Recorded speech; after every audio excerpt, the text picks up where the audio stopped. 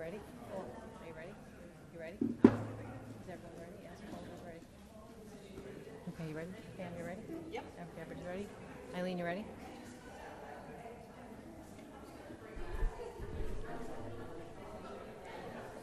I don't want to lose my bet. Is she ready? You good? Very good. Good evening, everyone. I'd like to call this meeting to order, the Ridgewood Village Council. This is a work session, September 7th, 2022. The time is 7:31 p.m. Adequate notice of this meeting has been provided by posting on the bulletin board in Village Hall, by mail to the Ridgewood News, the Record, and by submission to all persons entitled. Same is provided by law of a schedule, including the date and time of this meeting. Roll call. Councilwoman Perrin. Here. Councilwoman Reynolds. Here. Deputy Mayor Seaton is not here. Councilman Vagianos. Here. And Mayor Knudsen. Here. Please join us for the flag salute.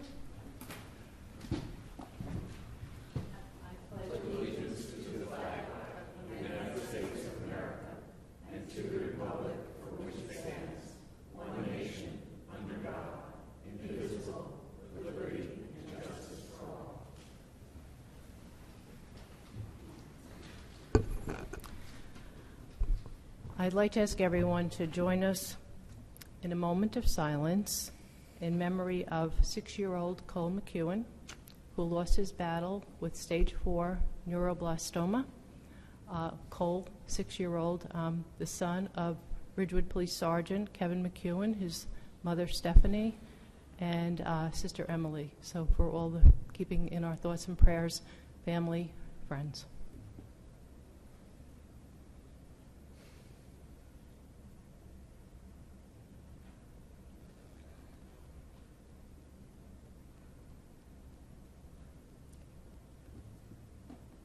Thank you. With that, we'll go to public comment, not to exceed 3 minutes per person for a total of 40 minutes. Please remember, come to the microphone and state your name and address for the record. Good evening, everyone. Manish, make sure Srimali, 625 Terhune Road, Ridgewood. Hold the microphone up a little, Manish. Is the green light on? Can you see the green Yes, light? I can hear. Yeah. Go Hello. ahead. Better. Much better. Okay. I'll be closer. Manish Srimali, 625 Terhune Road. Good evening, everyone. I'm here to discuss the Shedler property and the progress which is made on it. For 2022, I live right across from it, and this year I've seen a lot of progress happen, so thanks for that. In fact, more progress than the last many years. We've been waiting, all the neighbors, we've been waiting for that. What I'd like to request, either from Ms. Manager or someone who is in the know of the plan, what is the timeline we are targeting to finish the project? Of course, we are all here, neighbors, very eager to know when this will be done, because it's been a long time coming, and I would appreciate any kind of formal update, whether through the emails or through this forum. Thank you. Thank you.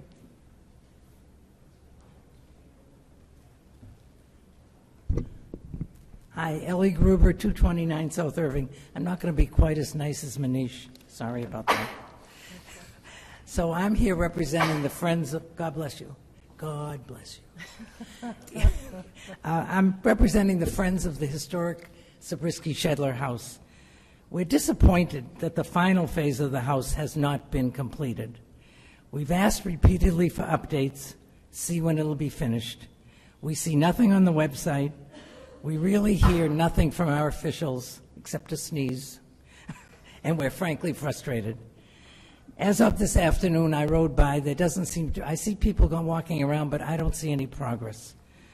For over a decade and a half, after the town purchased the property at almost no cost to the village, East Side residents urged the council to preserve the house. There were news articles, speeches, meetings, photos.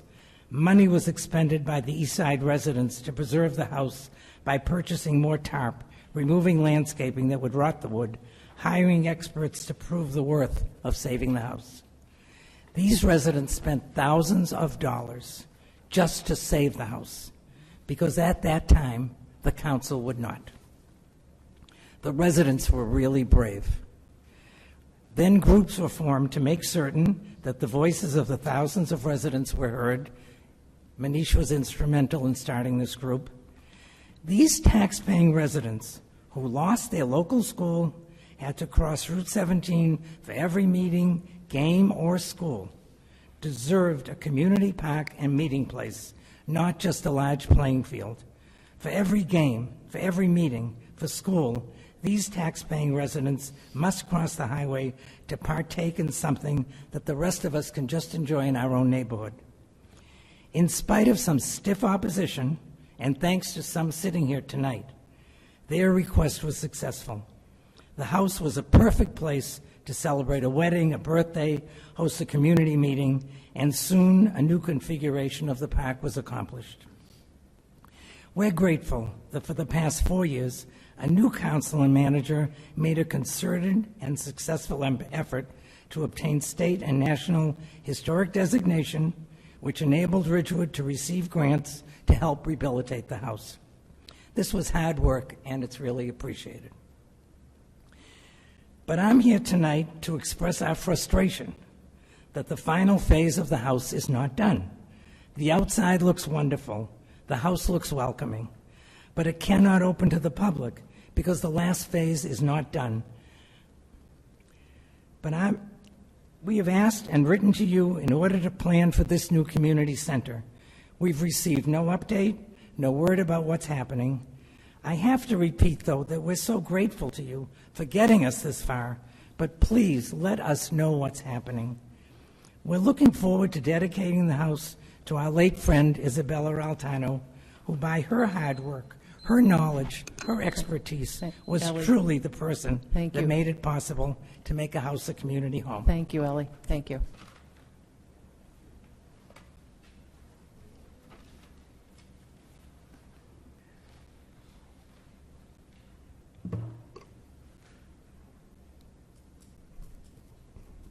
Ready?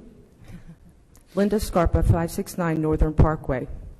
So this week I sent all of you a little email, and I'm going to read it in part because I personally think the town should know. I was wondering when the appointment of Ridgewood Chief of Emergency Services will finally be made permanent. I understand there's a very capable person by the name of Will Kevitt, who's been the acting position for 7 months. He's extremely capable, serving the community for years, so he's a perfect fit. I do not understand what the holdup is, since he's already doing the job and there's no other candidate as well qualified in all levels of EMS than he is.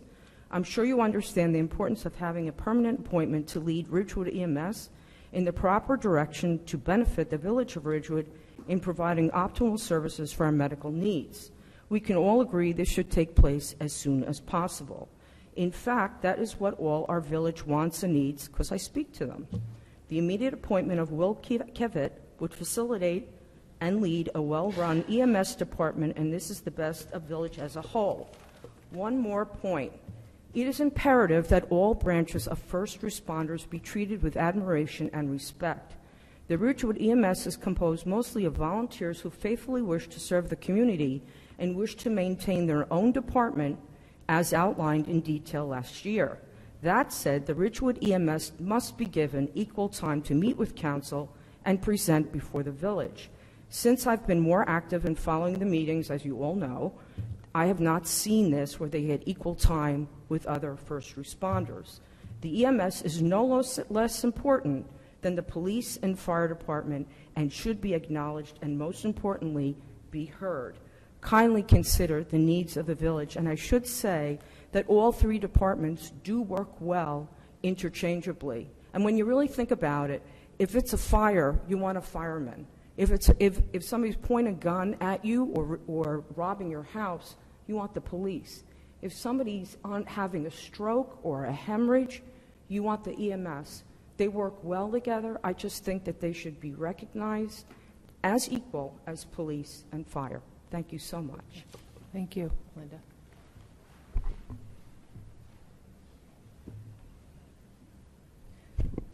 Good evening. Cynthia Hallaby, 1 Franklin Avenue. I would like to give the Council an update on what transpired last night at the Planning Board meeting. I went to the meeting to ask about the draft of the master plan, which was made available on August 23rd.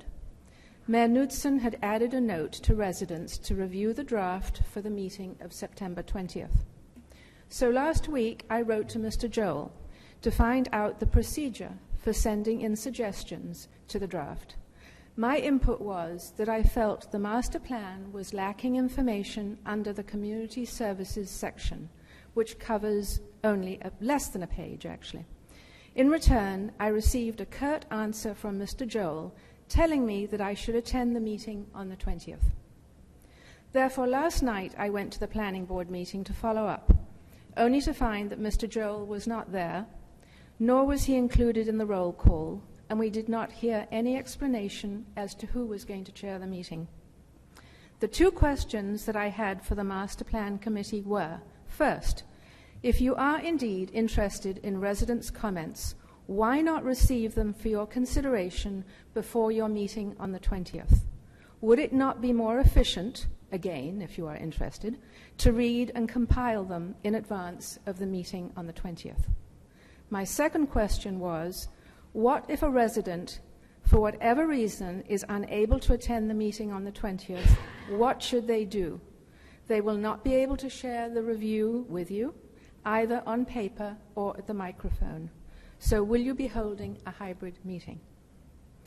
Mayor Knudsen basically informed me that the committee had worked tirelessly with input from thousands of residents to put together the document. Finally, Mayor Knudsen added that I should send my comments to her and that she would distribute them to the committee, since the planning board members do not have village email addresses. In fact, the correct procedure is to send the information to the board secretary, which I will do in time. Very disturbingly, I left the podium with the impression that the committee is not interested in any more input from residents, and it was made abundantly clear that the hybrid meeting will not take place. So I now urge the village council to make sure that the planning board defers their vote until everyone is confident that we have a useful document to use for the future. Let us not forget, this project has already taken 5 years and has cost us taxpayers approximately $250,000. Thank you. Thank you.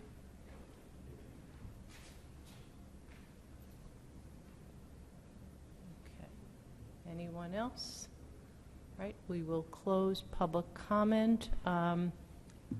Just a couple of notes. I think the village manager is handling the EMT issue. Yes, I actually responded to Ms. Scarpa, and she said thank you. So okay. I am As did meeting I. with him next week. So, Okay, thank you. As far as the Shedler property, I have an update for both the house and property tonight. right, good. And as far as last night's meeting, the chairman was away on vacation, and I believe he may have been included in the roll call, but I think it was an unfortunate circumstance. When the emails addresses were requested of members, I just said, you can email me, because they don't have the luxury of a village email. And obviously, anybody could and should email the board secretary. I think it goes without saying. So it's unfortunate. Okay, but thank you very much. We're going now to the manager's report. Okay. The 9/11 portraits are displayed in the Belcher Auditorium of the Ridgewood Public Library. It's open every day in September to honor the memory of Ridgewood's neighbors and friends who were lost on that day in a peaceful setting. Ridgewood Water Headquarters is now open. They're located at 111 North Maple Avenue next to the Ridgewood Public Library, and they are open for business. Their hours are 8:30 a.m. to 4:30 p.m., Monday through Friday, just like Village Hall. Their phone extensions remain the same. Those coming to the new Ridgewood Water building can park on Maple Avenue in front of the building and go in the front door. The Ridgewood Water Department here in Village Hall is now closed. The move to the new building has allowed most of Ridgewood Water personnel to be consolidated into one building, allowing for efficiency and collaboration. Later this fall, there will be an open house in order to give all residents and customers of Ridgewood Water an opportunity to see the new building. The update on the Zabriskie-Shedler house, at this point, the building department permits have been approved, the fire department inspection has been resolved, demolition of the interior areas took place the week of August 24th. A site safety plan was gone over by the public safety departments, were alerted to the project. The safety, making sure that workers were required to wear safety hats and vests, no smoking, things like that. There were some interior questions regarding the ceiling, which was open for inspection. The contractor and the village representatives looked at that area, and the next meeting at the site is by village staff is at September 9th. The project is moving forward. Realize this is the final one, so it's all interior work. It's the final restoration portion of it, so it is moving forward. As far as the update on the Shedler property, the draft has been sent to SHPO, and they have given preliminary authorization to go to plans and specifications and sealed drawings. So they do not approve anything until we give them all of that. So we are working on that. Engineering is moving forward with that, and the village will continue to work with SHPO to avoid any variances needed, because it's very difficult to get variances. So that's basically where we're at this point with both of those. The fall recreation brochure was mailed to all Ridgewood residents last week. I want to remind everyone that sign-up registration will open next week. Take a look at the program offerings. There's things for every age, from kindergarten children through adult. I just want to remind you of a few events coming up this weekend. The Ridgewood Chamber of Commerce Car Show, East Ridgewood Avenue to Chestnut Street, Friday, September 9th from 6 p.m. to 9 p.m. This is one of the largest car shows in this area of northern New Jersey. Ridgewood Guild Music Fest is September 11th from 1 to 7 p.m. in Memorial Park at Van Ness Square. There will be several bands, as well as a beer garden and a variety of food for sale. Please bring a chair or a blanket. Coffee with the Council for new Ridgewood residents is being held Saturday, September 10th at the Stable, 10 a.m. to noon. It's to meet with Village Council members in an informal setting. And then looking ahead, the Ridgewood Fall Craft and Art Street Festival will be held on Sunday, September 18th from 11 a.m. to 5 p.m. It's East Ridgewood Avenue. It's held rain or shine. It's free admission. It's very crowded. I recommend you go early, but it's a great show. The Chamber of Commerce Farmers Market is celebrating its 22nd anniversary, Sundays from 8:30 a.m. to 2 p.m. It's at the train station parking lot through early November. Village Council upcoming meetings, September 14th is our public meeting, as is October 12th. They both begin at 8 p.m.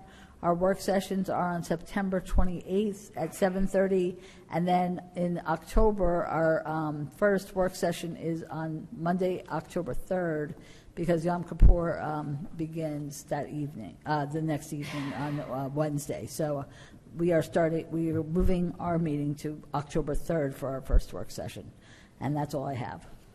Very good, thank you. Councilwoman Perrin. My committees did not meet in the second half of August, so I don't have anything to report. However, tomorrow morning at 8:30, CBDAC will meet via Zoom, and we will be discussing everyone's impressions of the draft master plan. If anybody would like to join, let me know. I can send you the link. Similarly, Green Ridgewood is going to meet tomorrow night at 7 o'clock in the senior lounge, and we will also be considering the draft master plan, and the public is welcome.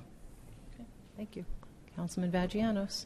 My committees were also on vacation, and I'm sure we're going to be resuming shortly. Okay. Councilwoman Reynolds. My committees are also on vacation. But, Heather, I do have a question, because I know Ellie kind of asked for a timeline. Is there any way you could give us a timeline on the berm and the interior?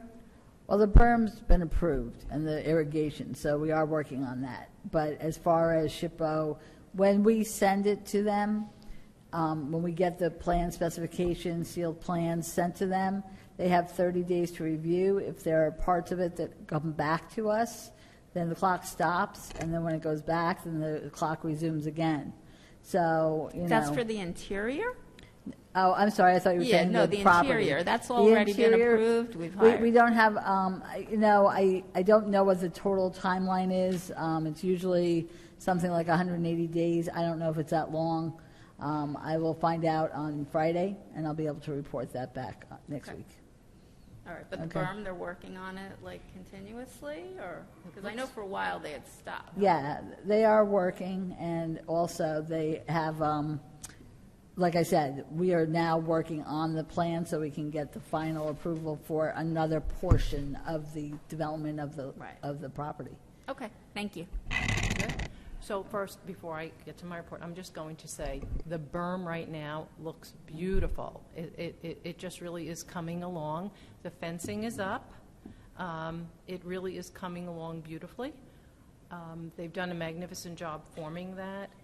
There was a little slowdown, and now, I encourage everyone to go over and take a look. It's really, it's quite lovely. And once it gets planted, it's just going to really fill in and look beautiful. I had the opportunity to stop in at the Shedler House, courtesy our village engineer, and it just is amazing inside, and once they get moving on all of this work, it's going to be absolutely magnificent. So I'm happy that we were able to trifurcate that application. I think that helped us move that forward.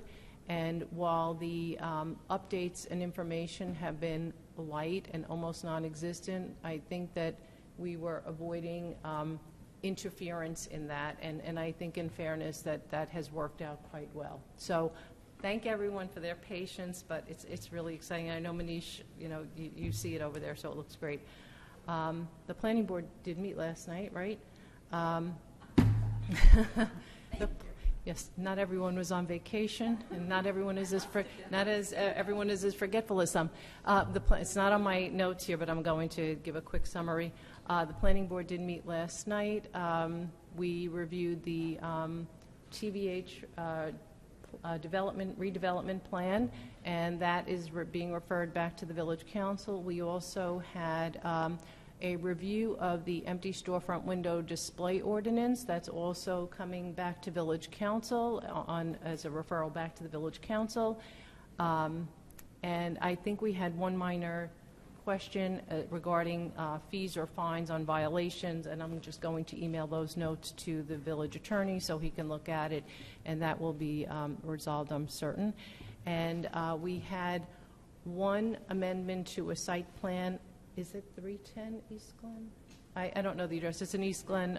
It was a subdivision, Tasco Enterprises. We had a minor update to the approval, the resolution of approval in the site plan due to the location of a gas main and an easement agreement. So that was it at the planning board.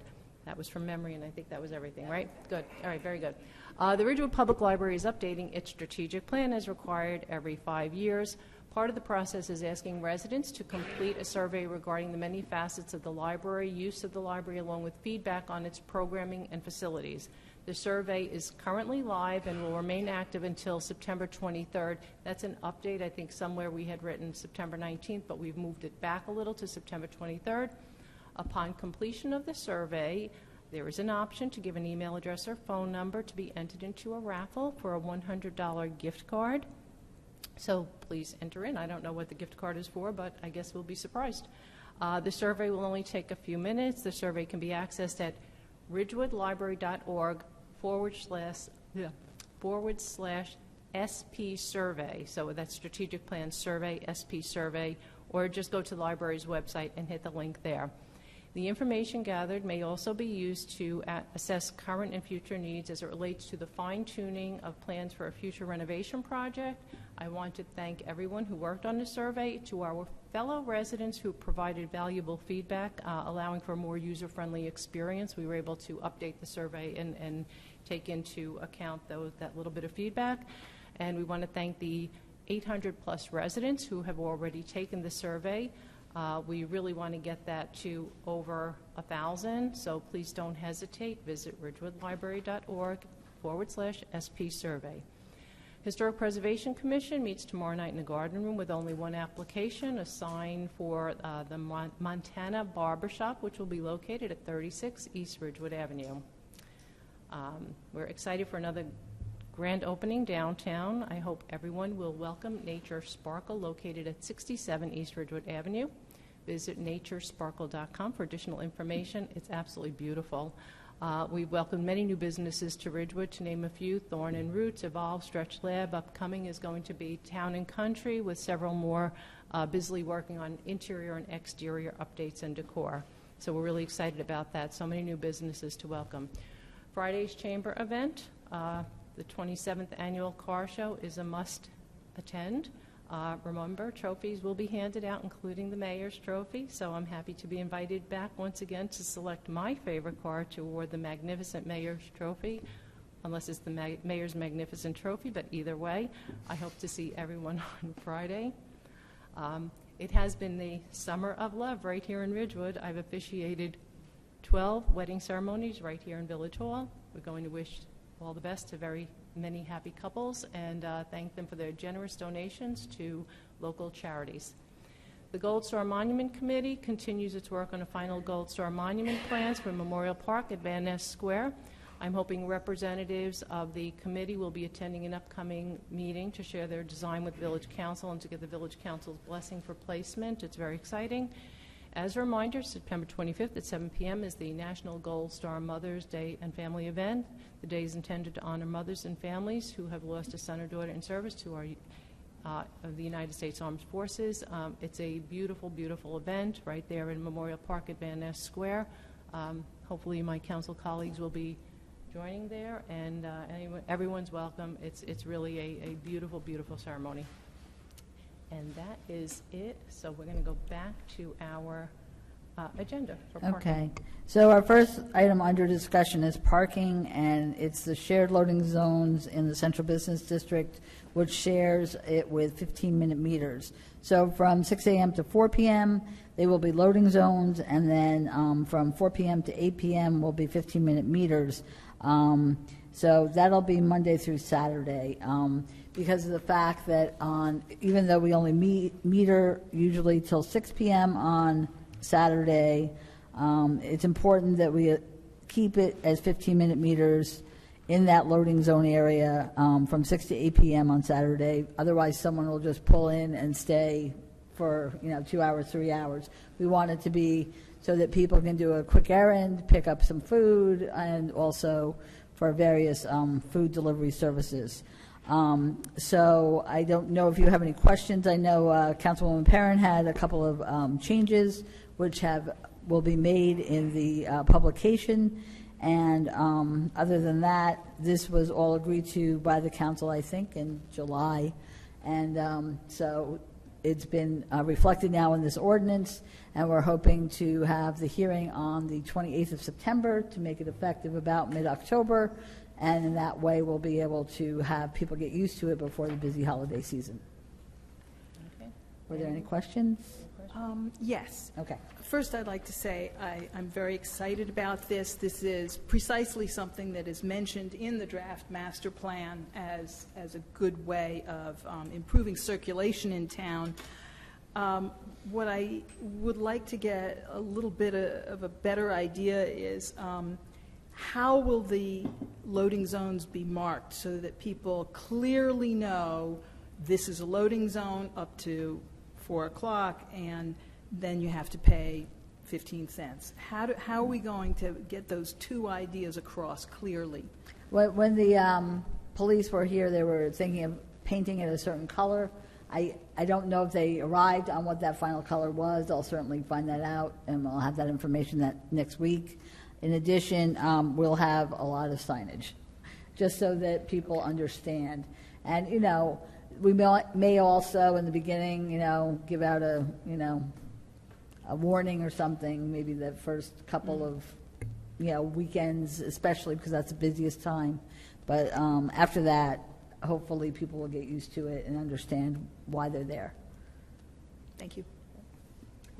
I just want to say, without commenting on any of the locations, that I think that this is an outstanding plan that the police department, Officer Ray Tavrino and Jackie Lefke was involved, put together. It was always maddening to me that in the evenings, as badly as we needed every parking space available, nobody could park in a loading zone. It was a space that was blocked off. This literally kills two birds with one. Well, not literally. Excuse me. This kills two birds with one stone because it enhances our loading zones, which have been a problem. We haven't had enough of them for many years, and it is the second iteration of grab and go that I think is really a great move, and I applaud the idea of giving out warnings for some fair and reasonable amount of time until people get used to this, because there will be some confusion, as Pam points out. But like I said, I think this is a terrific plan. I actually think, like, not a warning, but maybe just a nice note that says, hey, we're trying something new here. And, yeah, maybe. Sorry. I said, instead of a warning, it would be kind of maybe better to add just a nice note that says we're trying something new here and we appreciate your cooperation. So maybe there's a way to help people positive. Love that idea. Yeah. Okay, so we're good? We're going to take a motion to suspend the work session and convene a special public meeting. Need a motion?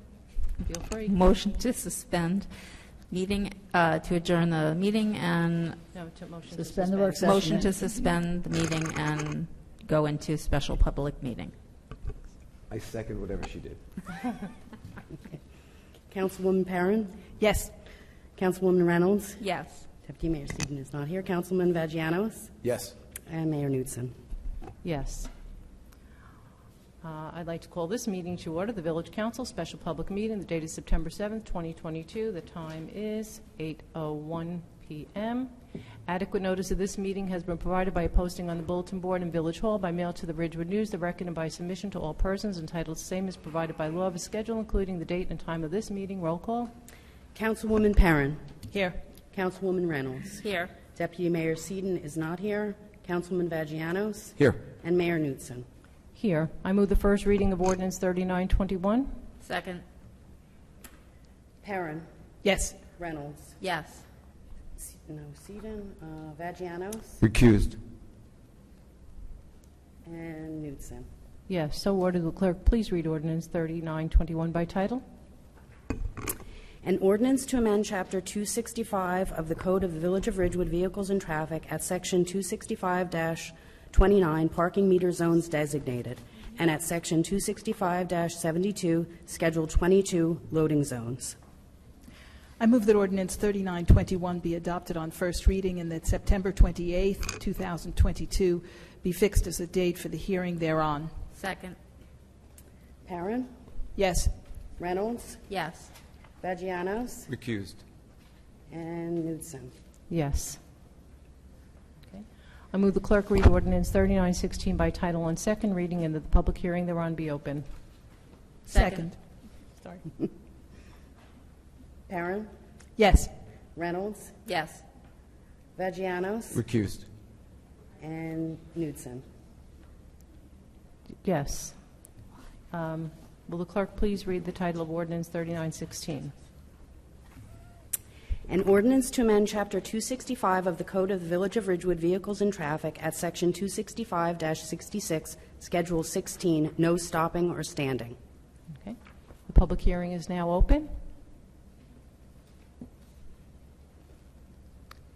I move the public hearing be closed. Second. Perrin? Yes. Reynolds? Yes. Vagianos? Yes. No, I thought you just said recused. This is Morningside Road. So don't call his name if he's recused on something. Just skip Paul. Just skip him.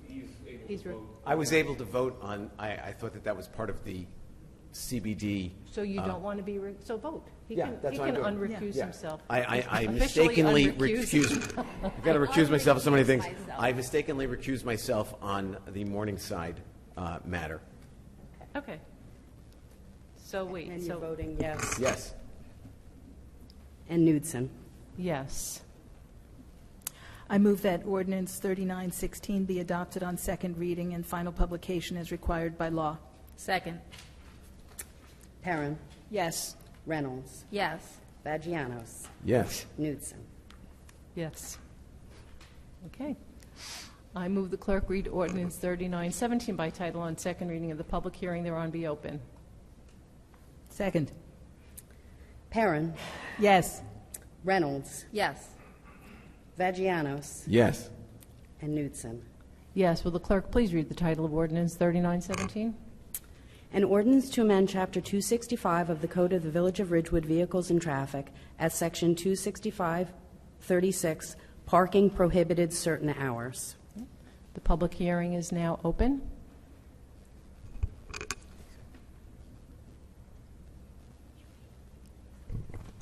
Good evening, Mayor and Council. Boyd A. Loving, 342 South Irving Street. There was a time when the ordinances were introduced that the person who read them, whether it was the mayor or somebody else, gave a brief overview of what the ordinance was about. And I wonder if you could give those of us who were in the room and those of us who are listening what this ordinance entails, other than just saying it's about parking in the municipal lot. Sure. What is the genesis of this ordinance? So the intent is to stop vehicles from parking in the municipal parking complex early in the morning and then leaving the site. So we want the spaces to be accessible and available for individuals coming to the municipal complex, the library, the field, and so the intent is to stop people from parking in these public parking lots unless they're having some kind of village business or library or field. So. Okay, am I correct in stating I was present at the work session discussion during this? Am I correct in stating that the primary purpose of this is to prohibit the high school students who are parking in this corner of the lot? I believe that was what was discussed during your work session. Am I correct? Is this targeted at the high school students in particular? I think that may have been suggested, but we've had other instances where folks have parked in the municipal complex parking lot and have left for the day and traveled elsewhere. They've gone to work in other buildings, and it's really caused somewhat of an issue in making parking available for individuals coming here to take care of their business. So it's I think in fairness it would be more of a combination of uses. It doesn't mention high school students. I know it doesn't mention high school students, but I was present during your work session discussion, and I believe that high school students were the people you were primarily discussing at that time. And my question at that time is that, I'll make a statement first, that as far as I know, nothing has changed with respect to the enrollment at the high school in terms of all of a sudden there are 200 to 300 more students. So there's been no change to the high school in years. So the question in my mind is, why all of a sudden are there high school students parking in this lot? And I think we can all agree that people are seeing high school students park in a lot. It was discussed during your work session. And at the time I spoke about it, I asked you what has happened that the high school students are now parking here. And I suggested that perhaps there was some sort of safety issue, and the students are parking here because they felt unsafe parking in the other lot, or perhaps the other lot doesn't have enough spaces to accommodate the students who are now driving. My question at this point in time is, has there been any investigation undertaken to determine why all of a sudden you have this problem with high school students parking here? We've had the problem for several years, and we have to go out and put notices on their cars and say, please don't park here. Not just high school students. We have commuters sometimes who park here. And so we put them on the cars that we see consistently early in the morning through anywhere between 3:30 and 4:30 in the afternoon. I don't know what kind of safety issue is going to occur at 4:30 in the afternoon. However, maybe walking across the field or around the field. But other than that, they're not coming here at 10 o'clock at night to get their cars. So, even commuters usually are back by 7 o'clock. So the point is that the police department requested that there be an ordinance written so that if a car did not move, that they would be able to issue a summons. We are not going to summonses immediately, and the problem occurs more frequently later in the year when both juniors and seniors have their licenses. And so, however, it does take up it was taking up anywhere between 12 and 15 spaces a day in this municipal parking lot. And that's a lot for people who may want to come to the library, who may want to walk around the Veterans Field, who may want to go to the playground with their children. So we wanted to free it up in order that people who don't have business here, don't work in one of these buildings, the library or Village Hall, or who want to walk around Veterans Field, go to the playground, go to the field, they would be able to find spaces to park. We also have the added issue of the water utility opening up where the Elks Club was, and that is going to add some to it, which we don't necessarily know yet, but I think that was part of the discussion as well. So, Okay, there's a I'm number of different not factors. suggesting that the problem doesn't exist. My concern is that, let's talk about the high school students for a minute. Is there enough parking in Graydon South during April and May to accommodate the students, or is that why they're parking here? We also let them park in regular Graydon lot during that time. And But- they did, this past spring they did. But Graydon North requires they cross over a very busy and dangerous street. Correct, but there is that pedestrian flashing sign right there as well. Okay. So, Boyd, so- I just wanted to suggest, Friday morning, Councilman Vagianos and I participate in a Board of Education, our joint meeting with the BOE.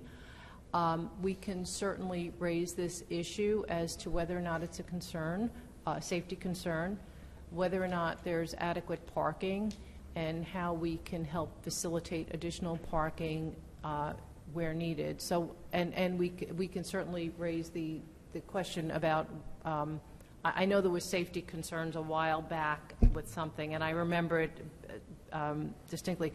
So we can certainly raise that on Friday and see and make a determination as to whether or not we need to shore up some safety precautions in those parking lots, if that's an issue, or look to see where there may be parking more suitable for the needs of the students. Because, and again, I have to point out that this issue was raised several years ago with actually the library raised it originally with me, that they had employees from some of the office buildings parking in the municipal complex parking lot all day, and then they watched them walk right past the library, go right out onto Ridgewood Ave and go to their office building. They would watch them. The cars would be here parked all day, and there weren't parking spaces for the library patrons. So, And I remember years ago it was discussed that commuters are parking in the lot. Right. And walking to the train station. So again, Right. I'm not suggesting that the problem doesn't exist. In particular, my concern is the high school students, where are they going to go if they're chased out of this lot? And I'm not saying that they should be able to park here. My concern is there a safety issue with them parking someplace else, particularly crossing that intersection of Northern Parkway and Linwood Avenue. That is a very dangerous intersection, whether you've got that flashing crosswalk there or not. To have them parking Graydon North, not sure whether that's a great idea. Maybe the Graydon South lot could be restriped and you can get 10 or 20 more spaces in there. My other concern is enforcement. What is the enforcement plan? This is the first time I'm hearing the manager indicate that notes were put on people's cars. Mm-hmm. How do you intend on enforcing this if you intend on issuing summons? Well, again, there would be warnings given, and they would be indicating that unless they are doing any of these activities, they should not park in the lot. And then what happens is if they continue to park in the lot, despite the warning, then they would be issued a summons. How are you going to determine who is legitimately parking in the lot is my question. Are you going to have somebody sitting out there watching people and where they go? When cars are here at 7:30 in the morning and those same cars are still here at 3:30 or 4 o'clock in the afternoon, usually it's commuters, high school students, office workers, things like that. Okay. So, and again, If there's an issue, we'll have something on there saying, please see the police department if there's a legitimate reason why you're here for this, many hours. They all tend to park in the same place together. They all tend to walk together across the field. People who are here early see them do that, or walk up to Ridgewood Avenue. So it's not that difficult to identify. Okay. In closing, I will just say that my concern is primarily for the students. I'm concerned that they are not parking where they could park because there is some issue about parking there. If the Graydon South lot is full, where are they going to go and be safe getting to school? So you have a meeting on Friday morning. Maybe this can be discussed on Friday morning. And we'll discuss this on Friday, absolutely. And look, safety, obviously, safety of our high school students is the paramount concern. The issue with this lot is that this is a transient lot. And when you have somebody who's parking 6 or 8 or 10 hours, it's what I refer to as weighted parking. So what happens is, how many times have we all driven into this lot and there's no place to park? And what happens is, when someone is here for 8 hours, in that time, you probably could get 4, 6 people who are going to the library to park in the one spot. And so it creates a problem. First on our list on Friday is going to be the safety issue for these high school students, because this lot is not designed for outside people to come in for 8 hours. Right. So we need another alternative, and we're going to discuss with the Board of Education what that alternative is. Thank you very much. Thank you. Anyone else? I move the public hearing be closed. Second. I move. Oh, wait. Perrin? Do a roll call. Yes. Reynolds? Yes. Vagianos? Yes. And Knudsen. Yes. I move that ordinance 3917 be adopted on second reading and final publication as required by law. I second the motion. Perrin? Yes. Reynolds? Yes. Vagianos? Yes. And Knudsen. Yes. I move the clerk read ordinance 3918 by title on second reading and the public hearing thereon be open. Second. Perrin? Yes. Reynolds? Yes. Vagianos? Yes. And Knudsen. Yes. Will the clerk please read the title of ordinance 3918? An ordinance to amend Chapter 265 of the Code of the Village of Ridgewood Vehicles and Traffic at Section 265-42, Reserved Parking Spaces, and Section 265-54, Schedule 4, One-Way Streets, and Section 265-69, Time Limit Parking. Public hearing is now open.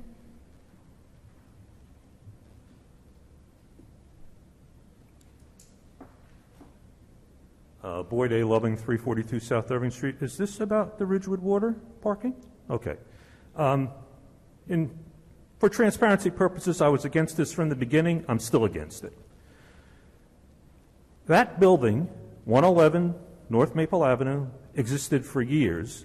There were many businesses that operated out of that building, including the Elks Club. Never was there parking permitted in front of that building. All of a sudden, Ridgewood Water comes in and they've got to have parking there. I didn't understand that from the beginning. I understand the need perhaps for one handicap space, but the rest I'm against. There is a crosswalk there, and the cars that are parked in those 3 spots are going to block the view of the crosswalk. Now, somebody has said, oh, well, we have the lights there now. You've seen these big SUVs. I think that if you're driving down that street and there's a big SUV parked in one of those spots, you're not going to be able to see those flashing lights. If a doctor or some other business had bought that building, they would not be allowed to put parking there. Flat out, you would not have permitted it. Ridgewood Water comes in, you're permitted 3 spaces in front of the building. I don't get it. That building should have been engineered so if customers wanted to pay their bills, they could have gone around the back, parked around the back. Parking should not have been permitted there. Wasn't permitted for the Elks Club, wasn't permitted for the other businesses that occupied that building. In fact, I was thinking about this tonight. On North Maple Avenue, on this side of the street, between the Glen Rock border and the Hohokus border, parking is only permitted in front of buildings owned and operated by the Village of Ridgewood. Nowhere else. We are special. We can have parking in front of our building. If you are a business and paying taxes, you can't. It just strikes me as being absolutely wrong. Another thing I would like to say for the record, those spaces were constructed and operational prior to the council even introducing an ordinance that permitted them. Tonight is the public hearing to memorialize those spaces. They have been in operation for weeks against the law. The manager told me when I brought this up before that those spaces were constructed by accident and would be blocked off until such time that the council approved them. That was not done. Those spaces were in operation as soon as they were constructed. Tit, tit, tit. What's good for the goose isn't good for the gander. You can do anything you want, but if somebody in the private sector tried to do that, they would have been slapped with a huge summons. I'm ashamed that you let that happen. That's all I have to say about it. Okay, thank you. Just for the record, did any of business apply to have spaces? Did the Elks Club ever apply for spaces in the front of 111? It was there for many years. I wasn't here when it started there, but in the time I've been here, they've never come before the council to ask for it. Right, so they've never asked for it, so we've never been in a position where we've denied anyone. I don't believe that on my time on Village Council we've had anyone ever request that parking be added to Maple Ave. So I don't think that it's, if we've never had that happen and there's never been a denial, I don't think that it's been an issue. And so I'm okay with that. I do agree that the ordinance wasn't in place and the parking spaces were constructed. That was a problem, but I don't think that it's anyone is special. I think the question is whether or not anyone actually ever requested parking spaces there. But with that, I just want to comment on that. And Boyd, you always raise good safety concern issues, and I may be incorrect on this, but I believe that the requirement for parking spaces and crosswalks is 25 feet. I may be incorrect. I believe that we have the required 25 feet there, but I will find out that answer. so what we can do, what we should do is confirm the distance. We have our engineer here. I'm sure he could Right. confirm it. Chris, do you want to come on up?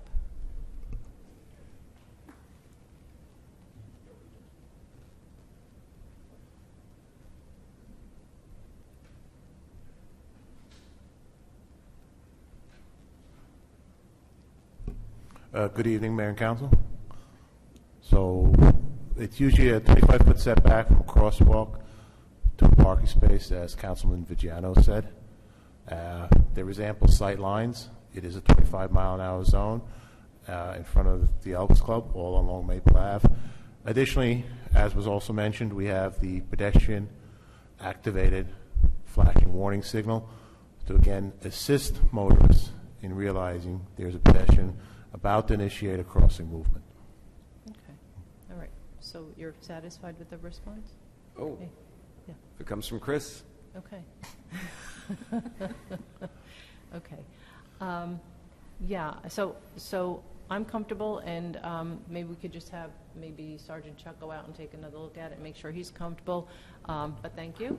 And with that, I move the public hearing be closed. Second.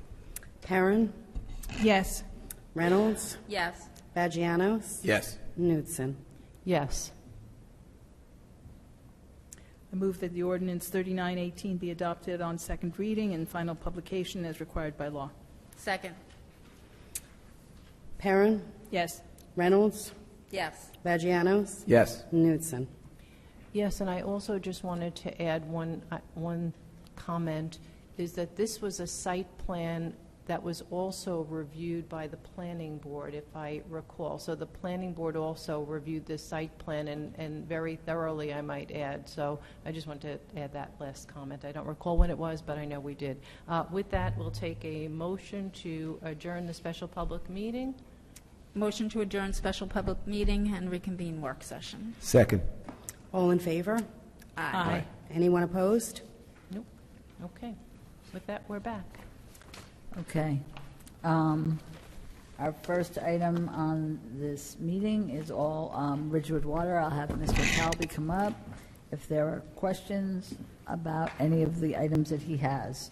The first item is to appoint an authorized representative from the Village of Ridgewood to deal with the infrastructure bank for our PFAS treatment plants and raw water main through the infrastructure bank is known as the I-Bank.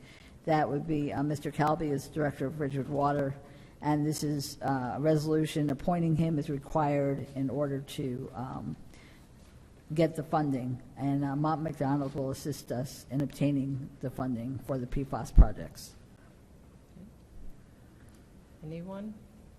I would just like to confirm that the raw water mains that are included in this loan are being included because the well system has to be centralized due to PFAS in order to treat the PFAS. That's correct. Okay, good. And then my other comment is there's a typo on the resolution, second paragraph, second to last line. Village of Ridgewood is, there are multiple preceding subjects, so the verb should be are. That's all. Okay. Okay. Okay. Anyone else? Okay, the next one is awarding professional services contract for West End and East Ridgewood PFAS treatment designs. This is a proposal from Mont McDonald to provide professional engineering services to the Village of Ridgewood for the design, permitting, bidding, and New Jersey I-Bank loan application engineering services for the West End and East Ridgewood PFAS treatment designs. They performed successfully for the village as a consultant on several water improvement projects. The recommendation is to award this contract to Mont McDonald of Island, New Jersey, in an amount not to exceed $770,400. The funding is out of the Ridgewood Water capital budget. Okay. Questions, anyone? The next one is awarding a professional services contract for Valley View tank improvements. A proposal for that was received by T&M Associates for the design and construction administration of the improvements at the Valley View tank, which is located in Ridgewood. The Valley View tank was inspected by H2M Architects previously, who prepared a report that includes findings and recommendations for improvements to the tank and site. In order to keep in compliance with state and federal regulations, Ridgewood Water would like to proceed with the design and construction administration for the improvement work recommended in the H2M report. In 2019, T&M successfully completed the professional services for Eastside Reservoir improvements for Ridgewood Water within time and within budget. And so based on that experience, they will be the best suited to perform this professional engineering service. The recommendation is to award the professional service to T&M Associates of Bloomfield, New Jersey, an amount not to exceed $76,540. Funding is in the Ridgewood Water capital budget. Okay. Any questions? Yes. Can you just clarify, the T&M won't be on site every single day, but at certain points they're going to inspect. That's their supervision. Am I correct about that? Critical points of the construction, they'll supervise and inspect. So somebody else is constructing it? Or in-house, we manage the projects and then rely on their expertise for inspecting the special elements of the project. Gotcha. Thank you. Okay. The next one is awarding contract for PFAS treatment facility upgrade and raw water main from Linwood Well. Went out to bid. 7 bids were picked up and 5 bids were received. The bid report by Mont McDonald for the contract award to the lowest responsible bidder is Conquest Construction of Westwood, New Jersey, for an amount not to exceed $1,344,130.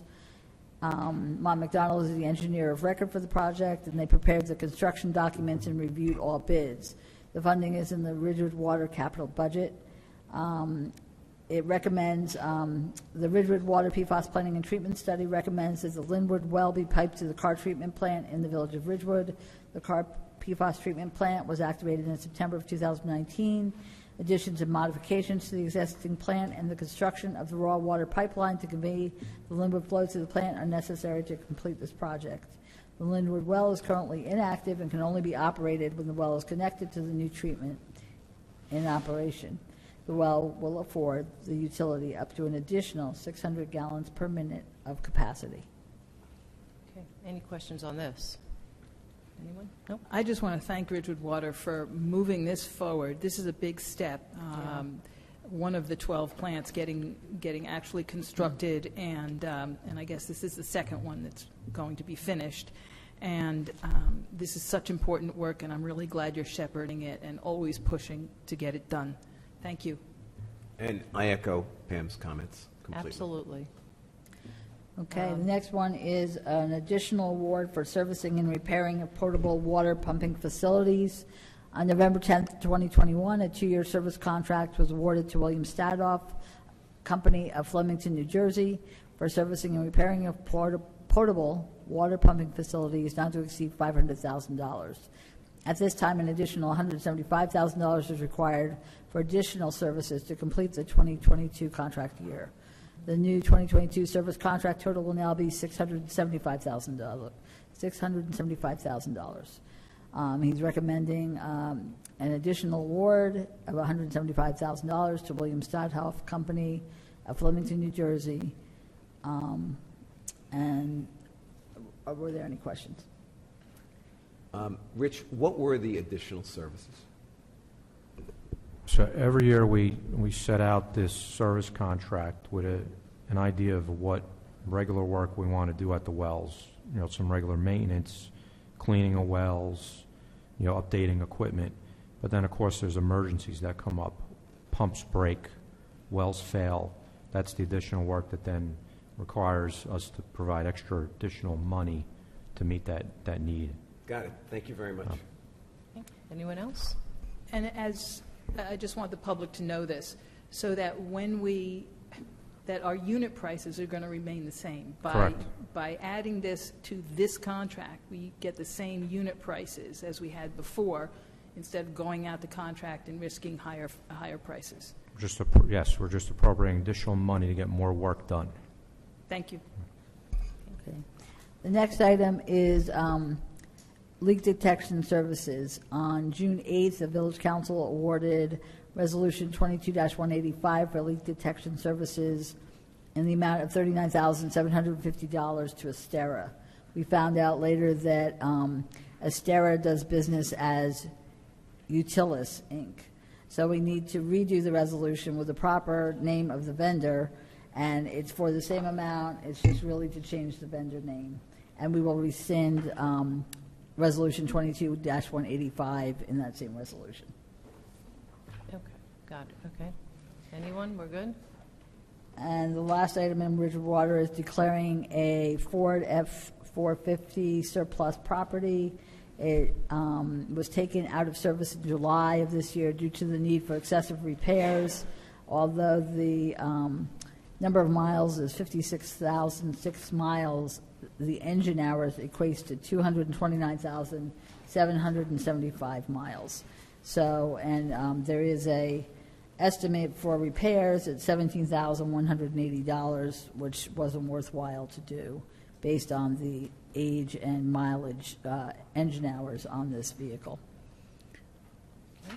Any questions, anyone, on the old truck? Okay, very good. We're good? While Mr. Calby is here, could we just do the, you're going to be here for the densifier, right? And that was the only other one? Is that right? Okay, so if we could go to C3, please. I would appreciate it. So, as you know, we have had the use for a 6-month trial period of a styrofoam recycling system for a styrofoam densifier, which then converts to the styrofoam, and then it goes and it's used for moldings and picture frames and things like that.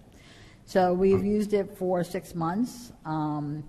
We did go out for bid for permanent to see if there was anyone else there who did this. Foam Cycle LLC of Milford, Pennsylvania was the only one who bid.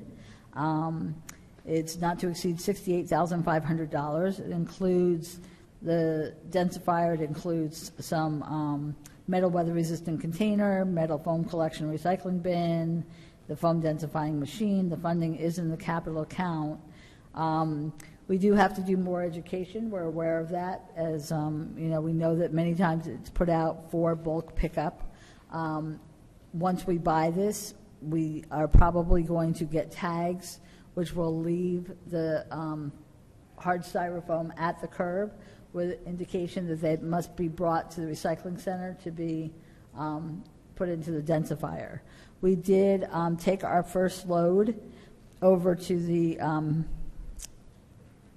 vendor, and it was over 4,000 pounds, and we made $1,700. So, it, you know, I think it is certainly worthwhile. We're taking heavy weight, 4,000 pounds, out of our tipping fees that we have to pay. So I think it's worthwhile. We'll also, once we get it up and running, you know, better here, making more people aware of it, we may look to some surrounding smaller towns and also offer them the service for, you know, a fee for them to come here, for their residents to come to our recycling center. And so hopefully with that, this will also help to pay for the densifier. It's been a definitely a positive addition to our recycling center, and Sean Hamlin, our recycling coordinator and supervisor of solid waste, highly recommends that we continue and purchase the densifier. That'll be good for our downtown. People will come from other towns and figure, well, I'll bring my styrofoam into the recycling center and then I'll go downtown and shop. Rich, yeah, I don't know about that. Is there any kind of like estimate as to what you think that we would make in a year on this?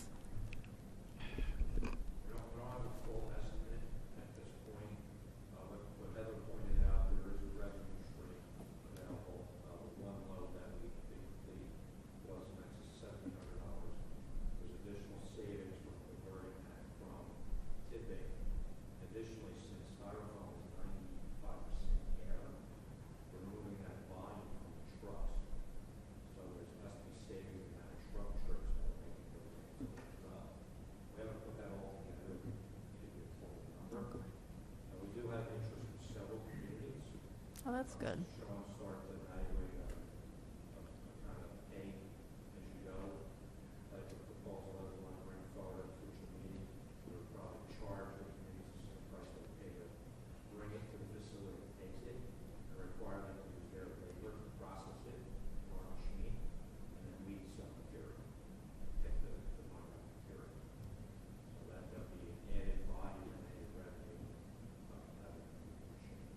So are you saying for the 6 months that we had it, we've only filled up like one truck to make a deposit? 4,000 pounds. And that was just collected from the holidays and what we could store. So we haven't done full out processing of everything that we could get from the curbs.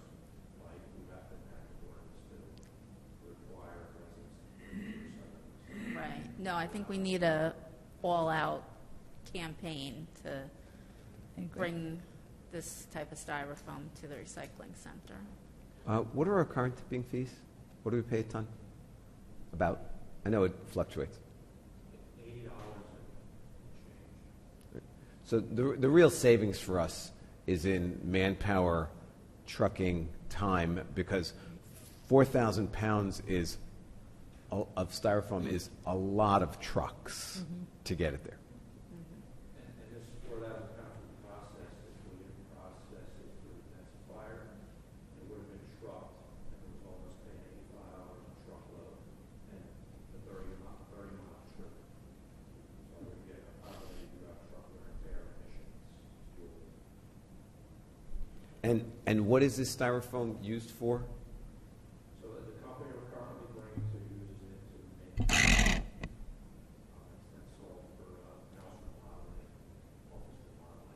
So the main purpose obviously is keeping this out of the landfill for environmental purposes, but we think and hope that this will be a cost-benefit analysis that'll make it worthwhile. Good. So Thanks. even if it's a wash, it's still worth it because of it's beneficial to the environment. Even focal points are made out of styrofoam. But I do think that it might be beneficial to understand those numbers. But if you've not been to the recycle center to look at how the densifier works, it's pretty wild. So everybody, go to recycling, throw in your styrofoam and watch it work. It's pretty cool. So anyone else? So we're good with this? We're good? Good. All right. Okay, thank you. Next item is awarding contract for electronic budget system software. I'll have Bob Rooney, our CFO, come up. Where are we? Thank you, Rich. This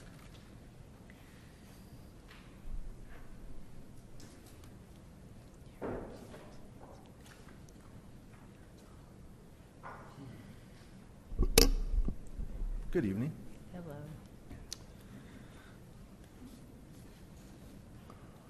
So the budgetary process is right around the corner. And in doing so, we have a time commitment to get everything done so that we meet our February hearings and we meet the timetable of the state. So as you know, we start this process about a month ago. We asked the departments to provide me with the data on Excel spreadsheets that ultimately get to council for their review. So prior to discussing what ClearGov is all about, I just want to ensure you that there'll be no change to the process.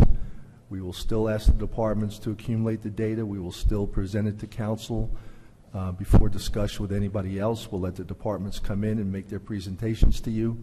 And before any type of decisions are made as to the numbers that we're going to bless, everything will go through council. So ClearGov is all about presenting budget data, which will still be either in hard copy or electronically, depending on how council wants to view it. And it supports the operating capital budgets by fund, personnel budgeting, and a digital budget book. The primary purpose of the use of this software is to facilitate the accumulation of budget information. It eases the coordination of proposed budget data by each department and finance. It simplifies the process of providing quarterly budgetary information. It takes changes automatically that are made to the control budget document that's utilized by the finance and budget manager to monitor the impact of any proposed department budget requests. It allows for timely what-if assumptions. So as we're talking about personnel or the impact that we may have from hiring another 3 or 4 police officers, those changes can be incorporated on the fly and discussed with a bottom line decision automatically. It provides the capture of budgetary data going back as many as 20 years if that's what we decide that we want to keep in the system and use to make comparisons. ClearGov will input all the information that we have from our electronic files that go back in history to maintain those on the system. It allows department directors and finance to make assumptions resulting from the changes in headcount, contractual arrangements, projected cost increases. It gives us the ability to give you council supporting data for capital requests. It provides for uniform presentations of departmental goals, accomplishments, and objectives. So it has a template that departments can use to discuss their goals and objectives for the coming year, their accomplishments for the past year, and it's all there for them to use. They don't have to create it. They just go into the system, it's all templated, and they input the information. So when it gets to council, you're looking at the same thing by department. You're making comparisons by department. It provides for templates that can be used for charts and graphs, which can be used for budgetary presentations. departments can utilize the personnel budget function to monitor the headcount. They can do what-ifs. Let's say Public Works wants to hire 2 individuals, 2 laborers. They can turn around and say, well, the impact on that is going to be X, Y, and Z in my budget. And council says, well, suppose we did 3. You could do 3 on the fly, and you can get that information instantaneously. So it's a budget tool that is used primarily by the departments and by finance to make this process a little smoother and consistent. Once Village Council is comfortable with what we want to present as a final budget document, we can consider using the feature that they call their digital budget book. I would propose that would take the place of the newsletter. It provides you the ability to present much more information than you see in a 2-page newsletter. And again, you can determine what you want to put out there to show comparisons, to show pie charts that we do right now, to show graphs, to show comparisons for prior years. So it's a tool that allows for the accumulation of data very smoothly and simply. It's not a matter of having to go back and reinvent the wheel and try to adjust everything. It takes that information and it brings it right down to the end so that you have a final document. Currently, our newsletter runs us about $4,500 to $5,000 a year to produce and to mail. This information would be available on our website.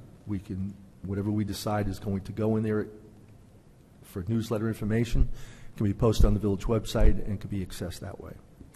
So the cost for this initial setup fee is $5,400. There's a subscription fee, which for the remainder of this year would be $8,800. And there's a 30-day trial period. So if at the end of 30 days we're not satisfied with the information that we're using or how easy it is to use, or if there's complications, we get our $8,800 and $5,400 back. So there's a trial period that we can use it for. If we move forward with this, the annual subscription fee is $26,400 under a 3-year agreement. I've discussed the use of this with other municipalities who use the same accounting system we do. They're all very happy with it. They say it simplifies their process and gives council so much more timely information in decision-making when they move forward. So I'm recommending that we give this a go, and again, 30 days, I report back to you and say whether we're doing well or it's something that we just don't want to engage. Any questions? So we would then forego the mailed newsletter, budget newsletter? That would be my suggestion.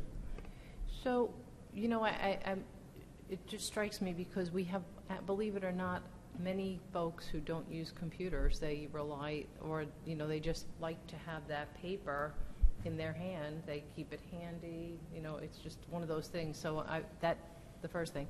The second thing, is there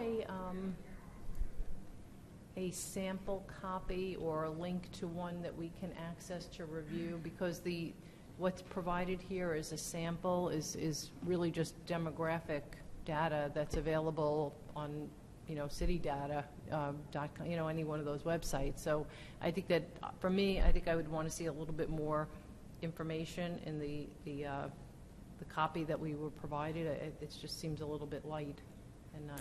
So just to add to that, they accumulate that data for any municipality that is participating. Mm-hmm. So if you wanted to use that in any publication, you can. But I will get you something that you can hang your hat on as far as what the budgetary information is going to look like. The other thing is that if there is a need that you wanted to, if people come forward and say, I'd like to get hard copy, we can still do that for those individuals that want to do that. So this would provide, I happen to think we have one of the most transparent budget processes anyway, but it would provide greater transparency. So twofold, it would provide greater transparency, but it would also provide a more seamless system for staff. Correct. Okay, all right. So, all right. I didn't catch what you said our yearly cost would be going forward. Was it $2,600? No, $6,400 is the subscription fee to have this maintained. Right, and It covers all the funds that we use, capital and operating, for parking, utility, and general fund. A personnel budget system that you can use to monitor your head count and do for projections. And this digital budget book that when it comes time to put this information out, we can use that as a template to streamline the process of getting that information in there. And the budget book would give the public more detail for things, if I understand this memo correctly. That's correct. There are some municipalities that generate a digital budget book of about 25 pages, and I've talked to two of them that generate a book that's 150 pages. So it's up to us as to what we want to put out there and what we think is important to the public to review. Have you looked at any of the competitors to ClearGov? I am not aware of any competitors. The question was, have you checked any? I'm sorry. My mic's not on. That's the problem. I'm sorry. Just because I kept going like that? No. The question was, have you checked any of the competitors to this company, ClearGov? And your answer was you have. I'm not aware of any. Okay. This came across my desk maybe about 3 months ago. And again, I started asking questions of municipalities that I knew used them. And they too said that this is the first one that ever came across that, they knew about, that existed. Aside from the cost, are there any other reasons we should not do this? Not do it. No, I think it's a tool to move forward, to streamline the process, to provide more information, more timely information. We get down to the end and we start talking about what our total budget is, and then we start talking about, where things can move. And those things can move very quickly, but you have to wait for me to come back and generate all the numbers, and it might be 2 weeks before that happens. Supposedly, and again, I haven't tested this yet, this generates it like overnight, and I come back and say, here we are. Yeah, so again, I think because, and Councilwoman Perrin kind of took the 26,000 and made that kind of like, and that's my same reaction. And that's the reason I'm asking to see a little bit more as to what we would be getting, because what I'm seeing here, like I said, it's I can't imagine. I'd have to see more. I'd have to see a little bit more about how it works, what we're getting, and how it helps. If anything, I hear occasionally from a person or two about budget transparency. By and large, I think most people say we're very transparent, and I agree. But I think if it becomes more user-friendly and streamlines the process for staff, there may be a benefit in that. But I definitely would need to see a little bit more about the program and maybe access some links to where other municipalities are using it now. I'll get it for you. I can see where it would really save time. I'm thinking back to the last budget process when we had a question and we had to stop everything so that you could crunch the numbers. Right. And that takes time. But I don't think we'd get an instant answer if we were, say we were in a budget meeting and we said, okay, if we take 2% from here, what does that do? Yes, so this is web-based, so it can generate responses to your questions. So if you want, let's say we don't want to hire 4 individuals in this department, I'd rather take 2 over here. We can answer that right on the spot. Okay. All right. The other question, Mayor Knudsen brought up a great point. I really think people like getting that budget newsletter and seeing the dollar bill and how it's cut up. And how much does that mailing cost? Do you know? So the total is between $4,500 and $5,000. Wow. Because there are so many people that are not going to see it unless they get it in the mail. And sometimes it's just a matter, believe it or not, of getting it in the mail and being reminded, and they start to look at it. So people don't necessarily think, oh, let me go to the website and check on the budget, because they're relying on all of us to be doing our jobs. But when they get that little mailer with the dollar bill and sometimes a pie chart, which is the bonus, I think it helps them and reminds them that this is what we do, and I think it's a good thing. Okay, so we can talk about that. Yeah, I think that, and you guys make an excellent point on this, because I'm one of those computer illiterate people, and so I do like getting the solid piece of mail, and I know there are a lot of people like that, but I think that this is something that we can't avoid. We have to do this moving forward, and the issue is going to be, once Bob gets back to us, are we going to do both? And that's a decision for tomorrow, once we get this, because, and maybe that would be something that we do for some period of time as we transition fully into this. But I mean, the mailer is on its last legs. I mean, it's still there. It's still important. I use it, but somewhere down the road, we're going to move away from that. And I think that if we plan it and transition, we're going to be in a good place. I have to say, as someone who's completely paperless, I'm speaking as a person who's really completely paperless, except for the little piece of paper here. I actually appreciate that newsletter. So it may be like one of the few pieces of paper I even have. So it's interesting, and maybe it's just something we're stuck with. Anyway. Well, we can certainly make this a transition. It doesn't have to happen overnight that we illuminate it. But I'll put something together that you can see the product better. Okay, good. Thank you. What's welcome. next item? Okay, so we'll get you more information and somewhere where you can see more as to what will be available. The next one is the cancellation of the 2022 budget emergency appropriation. We did a resolution to formally cancel the emergency appropriation for the purchase of one heavy-duty rear loader Packer truck for the Division of Recycling. It says sanitation, it's actually recycling. The village has since adopted the capital ordinance to purchase the new Packer truck. The capital ordinance transferred the current fund expense to the capital fund, allowing financial relief in the 2023 municipal budget by not incurring a deferred charge expense. So this resolution will cancel that emergency appropriation, and we won't have to carry it into the 2023 budget. Good. Any questions? Okay. Thank you, Bob. Thank you, Bob. If we could go to C15 real quick, I just want to mention Tony Damiano from the Ridgewood Guild is here, and the Ridgewood Guild and the Girl Scouts, on behalf of the Ridgewood Guild, have collected enough money for the donation of 6 trees in the Central Business District. They will be here next week to hand us a check, and we have a resolution to accept that donation. So I just want to make you aware of it, and that's why that was on the agenda this week in anticipation of next week's check presentation. Yep. Okay. Thank you very much, Tony. Yeah, Thank you. That's great.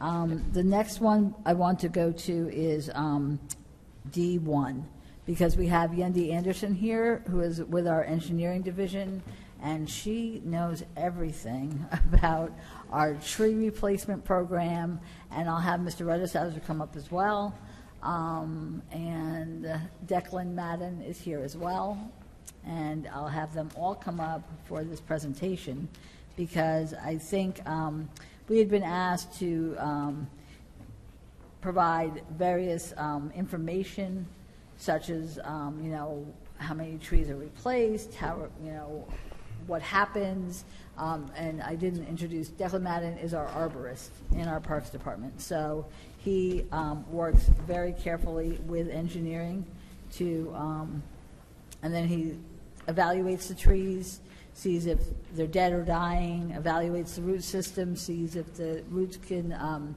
be ground or if they can't be. So I'll have them explain it because they'll do it much better than I will.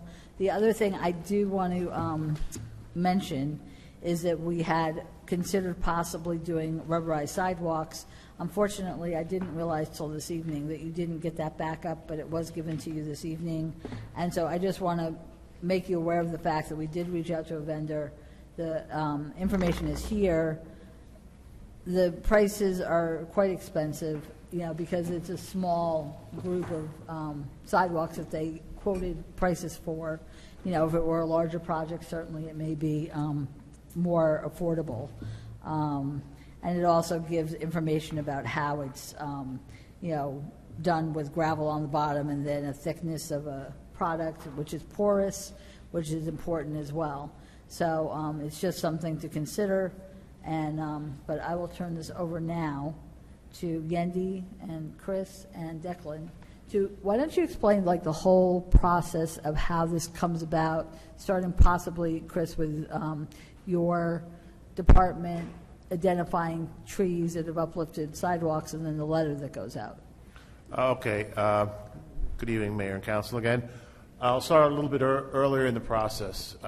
This year, we've had a lot of complaints, primarily from one source of defective sidewalks. Those are sidewalks that have a lip greater than a quarter-inch between slab to slab, have large cracks, or have other hazards that can cause somebody to trip and fall. That is a concern for the village. The village attorney and I occasionally get involved in litigation if somebody falls and injures himself. Matt can speak for himself, but I believe we have a pretty good track record in defending the village's position. One of those reasons we have a good track record is when we are made aware of a defective sidewalk, we send a letter to the property owner requesting them to fix and remedy the condition. The condition can be caused by a number of factors. It can be caused due to age, deterioration, or unfortunately, trees. And trees often involve our arborist, Declan Madden, in them. So once a letter goes out to someone, we give them a time frame to respond. They get to choose a contractor. Contract relationship is between the property owner and the contractor. We are not a part of that. The only part we have in that process is the homeowner or property owner has to pull a curb and sidewalk permit. Those permits are generally administered by Andy Anderson in our engineering division. She has also been tracking those permits. She also, if somebody pulls a permit and there's a tree involved, we try to get the communication to Yendi so she can relay that to the Parks Department so that they, if necessary, can go look at what happens to the tree, what needs to be done to the tree. Usually that process starts once the defective sidewalk has been lifted up. They notify Yendi. If it's a tree issue, Declan will go out to take a look at it. Oftentimes, Peter from our office will accompany Declan because they put their minds together as to working on workarounds, whether a round out is appropriate, whether the tree roots can be ground, or, unfortunately, as we see often happens, the tree has to be removed. Those determinations as to what the end fate of the tree is are up to Declan as our arborist. So maybe we could take it from your perspective, Yendi. So I know that you put together this very informative 5-year, I think, encapsulation of everything that, all the trees we've removed, we've, replaced, or that we've had to work around. We keep them, we grind the stumps. So why don't you, from your perspective, how you deal with, so the residents get the letter, and then do they normally call you? Yes, good evening, everyone. The residents will normally either call our office or they'll come in person. As Mr. Rittershauser stated, the notice, there are 2 notices that are sent out. There's a first notice which gives the resident 45 days to contact our office to gather the information and to obtain a permit. If the permit is not issued within that time frame and they have not contacted us in person, over the telephone or via email, then a second notice does go out, which gives them an additional 30 days to obtain a permit. Once the permit is issued, there's an additional 30 days that they have. So we do allot the residents or the business owners approximately about 3 months to complete the work. If an extension is warranted or is requested, then an extension can also be granted. Most of the extensions are granted due to financial hardship. A lot of residents have either, lost their jobs or suffer loss from a loved one, and there's just a wide range. Sometimes they are away out on vacation when the notice is delivered, so they don't receive it until they return. So due to those factors, we do grant the extension. However, due to litigation issues, we do advise them to obtain a permit, so at least we can note it in the system that they have communicated with the village and they have the intention to complete the work and to fix all of the repairs. So we do work with the residents, and we do allot them time if it is needed. And then Declan, why don't you go from your perspective then, what Yeah. happens? Once we get the notice from engineering, I normally go out and check the trees. I normally start by checking the overall health and structure of the tree. There's no point in trying to do roundouts and ramp overs if the tree, first of all, we have to deem it as a good candidate for that. If it's in really bad shape, well, we're automatically going to take the tree down rather than proceed to the next step. If we determine that the tree is a good candidate for a roundout, or either a roundout or ramp over, or both, I'll get in contact with Peter from engineering. We'll meet at the site. We'll go through what can be done with the roots, how we can meet with ADA requirements and still put a sidewalk in, and then if there are small roots that we can take out, we'll remove them at that point, and we'll work the roundout into that process. Peter will notify the contractor. He'll lay out the sidewalk the way that we want it done. He'll notify the contractor, who will then form the sidewalk with a roundout or a ramp over, and then they'll complete the process. Can I just go? Hi, Declan. Thank you. I know what a roundabout or whatever you called it, but what is a ramp over? Ramp over is when the roots are up high enough that they've lifted the sidewalk, that we want to preserve the tree, but in order for us to get above the root system, we have to put in 4 inches of concrete, so a form has to be put over the roots and the concrete has to be poured into that form.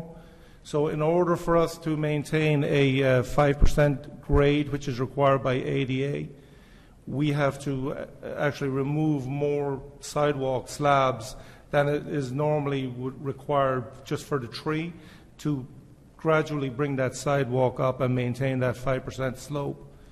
And that's where we run into trouble, because the resident would then have to incur the additional cost of removal of additional slabs in order for us to maintain that slope. Right, because if you need to come up 4 inches and you can only come up at a 5% increase, like how many slabs do you need to get to 4 inches? It's done on a tree-by-tree basis, but it's probably an additional 1 to 2 slabs on each side of the tree. Oh, okay. So say 5 slabs. So in one instance on South Irving, I think it was like an additional, it was close to $1,000 additional expense for us to do that. But and how long would you think that protects the tree? Sorry, Like, how long, if you did that, the ramp over, how much time does that give the tree for those roots to continue to grow and then, cause the same thing to happen? 10 years, less, more? I mean, that's really difficult to say. I mean, they're living things. I can't really determine what the root is going to do, going forward. I mean, we can put in they can put in breaks in the sidewalk, and put in a joint where if it does move it a little bit, it gives the sidewalk a little bit of movement, where the sidewalk may not have to be replaced. Just maybe it might have to be patched a little bit or whatever. Okay. But it's very difficult to say how long that's going to happen. I couldn't really say. But it will happen. It could. It could. Okay. I mean, I would think that the tree is just going to continue to grow, the roots are going to continue to grow, and... Right. That was the beauty of the porous pave that we had looked into, because if the roots continue to grow and it does lift it, it's poured like concrete, so they can just come in and just re-pour it like a patch, and if there's a crack caused by the roots, you can just you can just fix it with a patch. And what is that called? It's called porous pave. Chris has a sample of it on his desk right there. Okay. And how much, is it 3 times, 5 times as much as expensive? I believe it's about $65 a square foot. Generally, what our research has found, Peter in our office has done a lot of research on this, is the cost of using this product is generally double, if not more, than regular old concrete. It does offer the ability of being flexible. As Declan said, it can take minor movements. It can be more easily adjusted or patched than concrete that has lifted up even at a joint. The big drawback is, from what we understand, is twice the price. The question that is going to come for you folks in the council to consider and give us guidance on is, how does would the village want to move forward with a product like this, and would the village want to support the additional cost or not? We have about half a dozen locations that are currently open, that are very good candidates for trying this as a trial basis. We would want to go for a trial basis because we've not yet seen how this performs in the village. There's several factors we want to see how it performs with. Is one, obviously, is it a good walking surface for both people who have no problem walking and those who may have some disability. I'll pass this around. This feels very rough on it, has a very non-slip surface. Great. But how will it perform with a wheelchair? We may have to ask some individuals who are unfortunately in that circumstance how they feel riding over this. The other thing is the roughness. How easy is it to clean the snow off of it? Do you have to hand shovel it, or can a snowblower or a plow clean the snow off without damaging it? Right. Those are all things that we don't have solid answers for. Vendor representatives, more than happy to tell us anything we want to hear, but we would like to see how it physically performs in the village.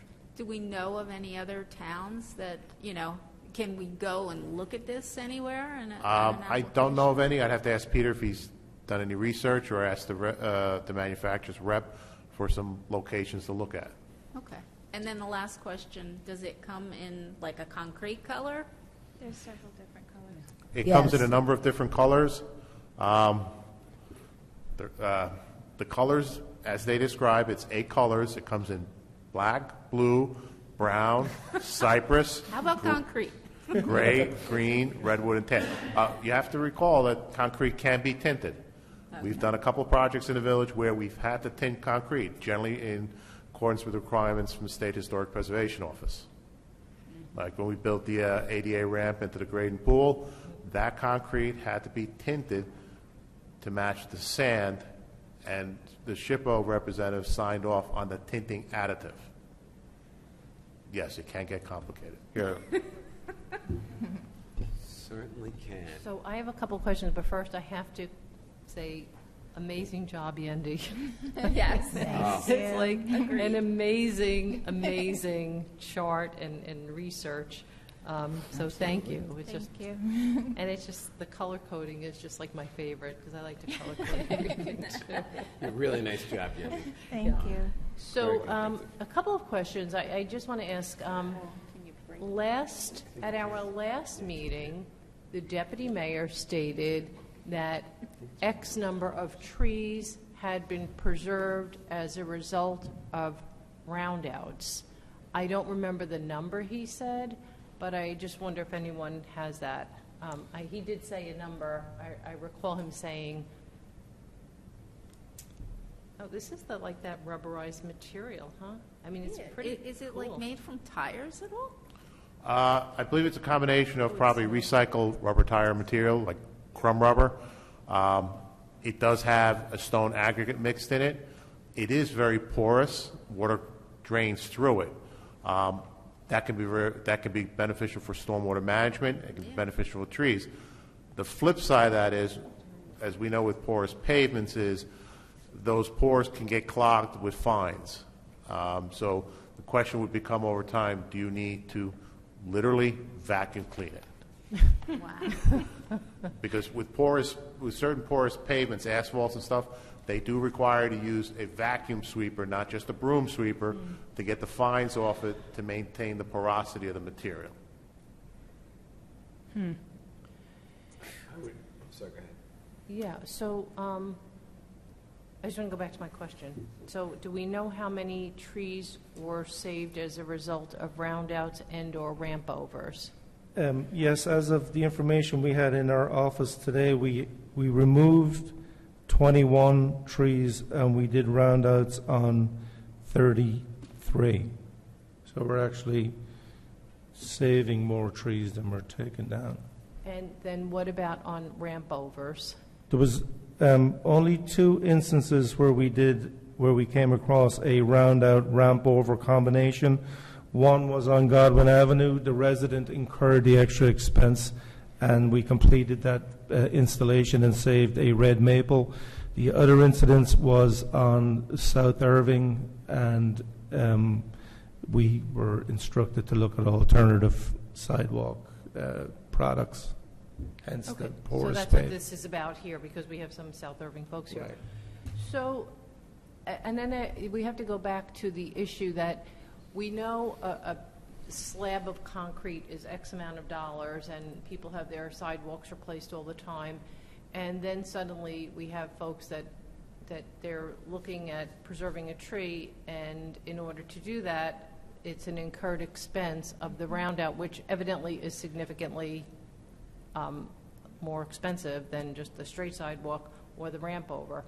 And I think the reason I asked to bring this here tonight was to discuss whether or not, if there's a resident who's going to incur that added expense as a result of a village tree, whether or not we want to look at our tree budget and offer like maybe a little credit or grant, you know, whether it's not, I mean, we can't afford to pay for everyone's sidewalks, but maybe we split the difference on what a straight sidewalk would cost.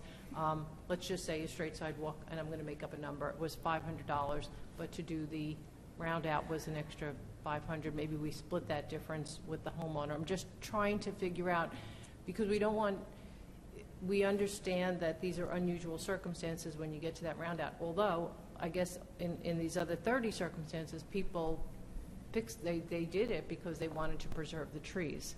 Right. But in some circumstances, people are saying, whether it's a financial hardship or whatever, the question is, as a result of a village tree, they're incurring an added expense. We have a vested interest in saving the trees because they're our trees. So Right. That's why I asked to bring it here. I thought maybe we could come up with a solution to help people that want to save the trees but are incurring this additional expense as a result of it. I don't know. I just throw it out there. Could I just ask one question? Are the majority of the sidewalks that are uplifted due to village trees? Yeah. Okay. I would say so. Okay. But the issue only comes up, as I said before, with the ramp overs. The roundout issue is not really an issue because in our most recent update to our ordinance, 260-6, Section D, it says that a defective sidewalk within 5 feet of a tree should be removed and a new slab cast in accordance with the village arborist directive. So it's already built in there that the town has the choice to do a roundout because we're instructing the contractor that any slab within 5 feet of the tree has to be broken up and removed anyway. So it gives us the option of requesting a roundout without any additional surprise cost to the resident because that's already been built in to the cost that the contractor gave the resident in the first place. You know, so we have that. It's already in the ordinance. Go ahead. You ask the question because I'm with you there going, It might be a different question. Is the cost of a roundout more than the cost of replacing the sidewalk slab? Well, it's cheaper to take the slab out as a whole and put it back in again as a whole. as one piece. But Sometimes they'll take the whole slab assume out. For a moment, it's broken. It's a broken slab. Right. So now, if you take the tree out and you have to put in a new slab, is that more or less expensive, generally speaking, than the cost of a round out? Because I'm thinking it's the amount of cubic concrete that you're putting in. Am I off base on that? It would be more expensive, but... more expensive for the round out. Right. But Because the they have to contractor build. would have priced that job on just replacing the slab as a whole. We're instructing them to break the sidewalk up within 5 feet of the tree, which automatically means that they have to do a re-pour.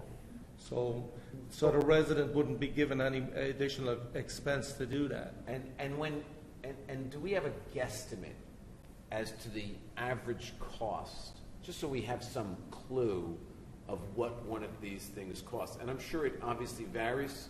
Yendi? Yes. Between the contractors that do the most amount of this type of work, the average ranges from $375 to $450.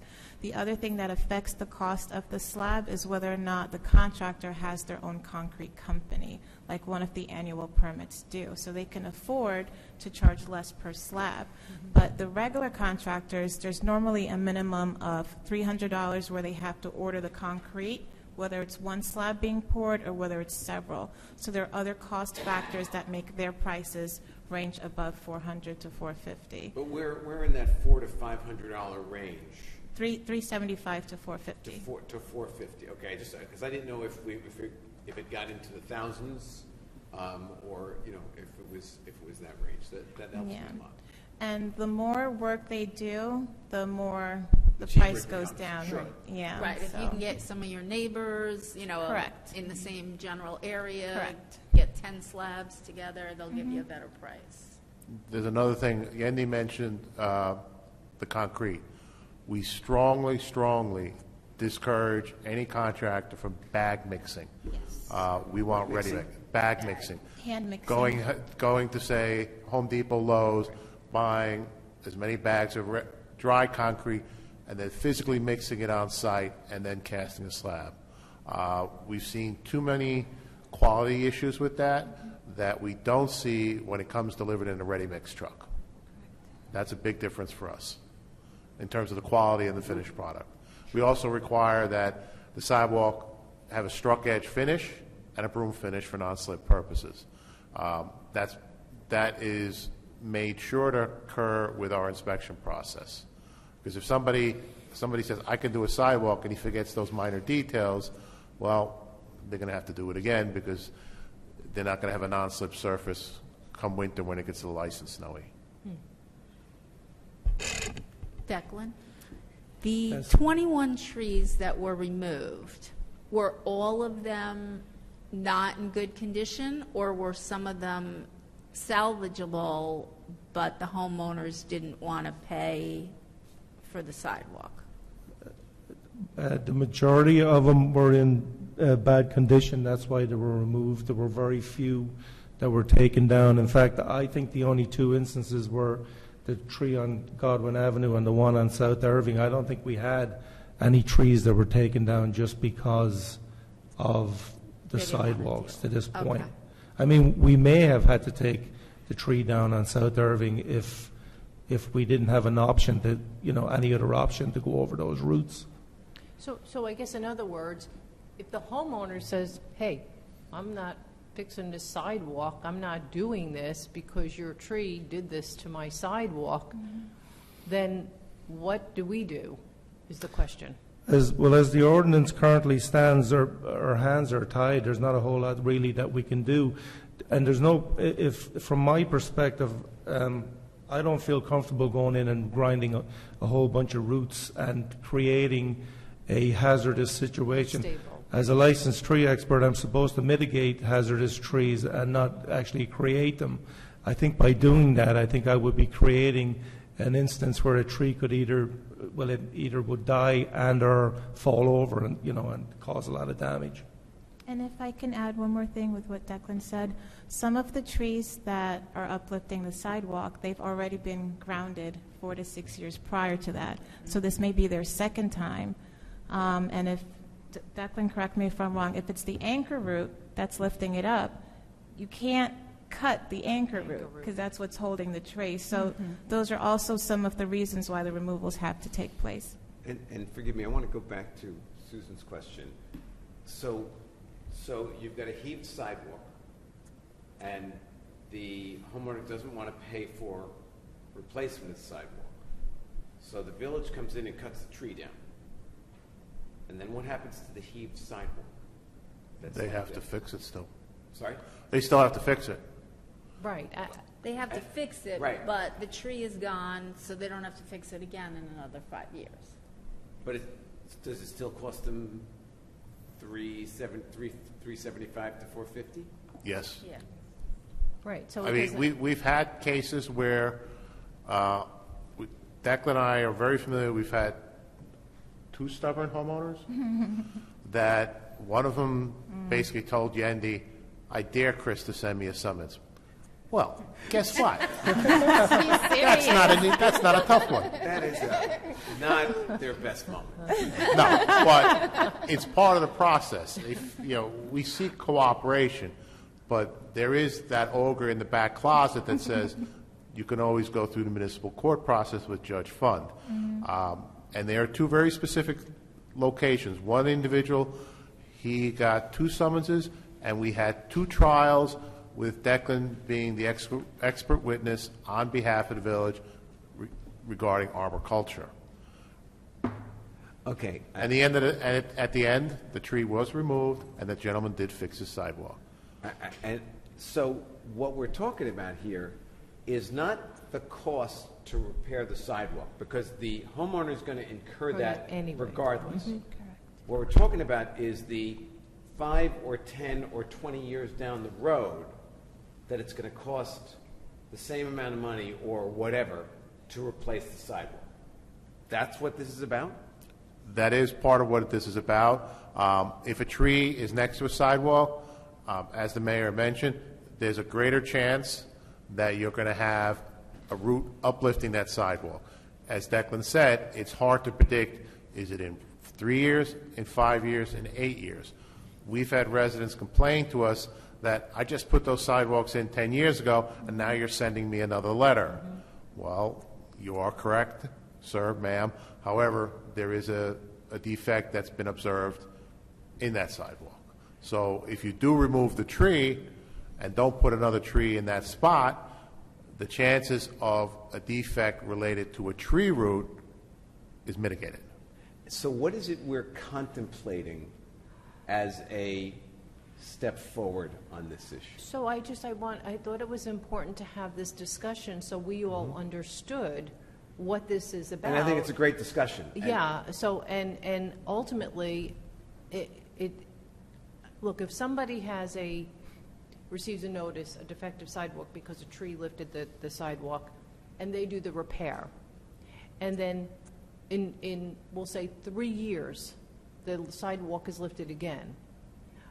I think that the village maybe has to help, but in an initial phase where if it's a village tree, but I suppose that what we're getting at here is if they're going to incur the cost anyway, then they should repair their sidewalk, and I don't think we should ever cut down a tree if we can save it, if it's a healthy tree. The village had the tax. Right. $600,000. Yeah, no, I mean, to help right. our tree infrastructure, and so this is a question of $400 in 5 or 10, another $400 in 5 or 10 years, and so I guess the issue is, are we going to help them with that, or are we not going to help them with that? Is that what we're talking about here? Well, and I think, and just in terms of the trees, our tree infrastructure, there are the trees increase property values.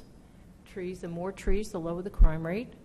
Trees are beautification, and they help the environment. So there are a lot of reasons to have trees. Right. I think the question is whether or not someone's in a financial issue, or if the cost of the sidewalk is going to be over and above what the norm is because they have to engage in something that's more costly, a ramp over or something, I don't know, because you're saying it's really not, it shouldn't cost more, then maybe we have to just offer some incentive for people to, I don't know how somebody gets to decide they want the tree gone, if it's, because it's in the village Right. right away, Can a and everybody's resident responsible for their just say, sidewalks. I don't want this tree anymore, and the village take it down? I didn't think so. No. Right. No, that's up to Declan as the arborist. Here's my question. How many sidewalk replacements a year are a second or third sidewalk replacement for the same tree? For the same tree. Do we know? Because if we're talking about helping them, are we talking about, of the 30 or 40 that we're talking about a year or whatever it is, are there 5, are there 10? I think that's really what we need to know if we can. So that information I would be able to gather. It is in the database, but that's not included in this spreadsheet. Right. So I can review all of the permits and the notices that were sent out, because we do have the record of the first and the second. And once it's imputed into the database, it'll show whether or not work was done. Right, because I think that's real. I mean, if we're talking about money, let's see how much money we're talking about. Yes. And then we can make a better decision one way or the other. And I think my understanding from the folks on South Irving is that the round out was going to cost significantly more, and they're shaking their heads back there saying, yes, that was my understanding of the conversation with, I think, 1, 2, 3 residents on South Irving who are similarly situated right now, that the round outs were going to cost significantly more because the village tree we desired to preserve it. So the question is, if that round out is going to cost, in addition to what we're talking about, Paul, that if the round out is going to cost, and I don't know, I haven't poured a sidewalk lately. If the round out is going to cost, instead of $500 is going to cost $1,000, do we take that $500 difference and give a $200 or $250 credit to the homeowner? Because I think the instance of this will be few and far between. That's right. But if we can save the trees, we're better off to do that. And I think that's the question. And Declan's going to be in a situation to know which trees are worth saving. And so my sense is, the way I'm seeing it is, we're really talking about very few situations where the town would be giving this incentive. And to replace an older tree, a mature tree, not a dying tree, but a mature tree, it takes us forever to get that back. And it's like a travesty for someone to say, yeah, I don't want that anymore. I think that if we could take a look at that as an option, just for the people that are having to look at incurring a greater cost on a ramp over or round out, that maybe if the difference, again, whatever that difference is, they still have to replace their own sidewalks, and maybe we have to have a form that people fill out so we can track and see what the cost is, like an application for a credit back or something. Declan, can I ask you, if the town ends up removing a tree, what would you say the cost of that is? Well, if we do it in-house, the labor costs are already budgeted, built in. It all depends on the street. If the street is not too busy, we can do the removal without a police presence, so that reduces the cost. If we don't need to hire a crane, some of these trees are massive, and sometimes we have to go to an outside vendor for a crane. So if we don't need to hire a crane, if we don't need to close the street, and we do it in-house, it's just the cost of, our labor, which is already built into the budget. Okay. So this is my thought. Just let me get this out there. I don't think any homeowner should be allowed to say, I want that town tree gone. Like, I don't know if that's the case. Like, I don't think anybody should be allowed to take, unless you say it's a danger in some way, shape, or form. That's the only way a town tree should be able to be removed. Second, if this new substance turns out to be something that is good and is going to last much longer and is more, flexible than concrete, and twice the price does not sound like a lot to me. When you're talking, this flexible thing is going to last for 20 years versus the inflexible concrete could crack in another 5 to 10 years. Right. So, Again, you're correct. That is what we're being told, but part of me wants to see it. That's Of why course, sure. Of a course. trial period. As I said, we have several locations. We would like to try it. Several of those homeowners are receptive to trying it. What they're not too receptive to is the additional cost. right, and I agree with that. So I think that whatever the additional cost is, we have to have a conversation. Is the village willing to pay 50% of the additional cost, 75% of the additional cost? It's going to benefit everybody if it works, because you're not going to have to go back to that same property in 5 to 10 years and reevaluate, and the homeowners aren't going to have to remove the slab again. So it benefits everybody to do this if it works. If it works, I agree 100%. It could be a real tree saver. It could satisfy a safe walking route for pedestrians while preserving trees.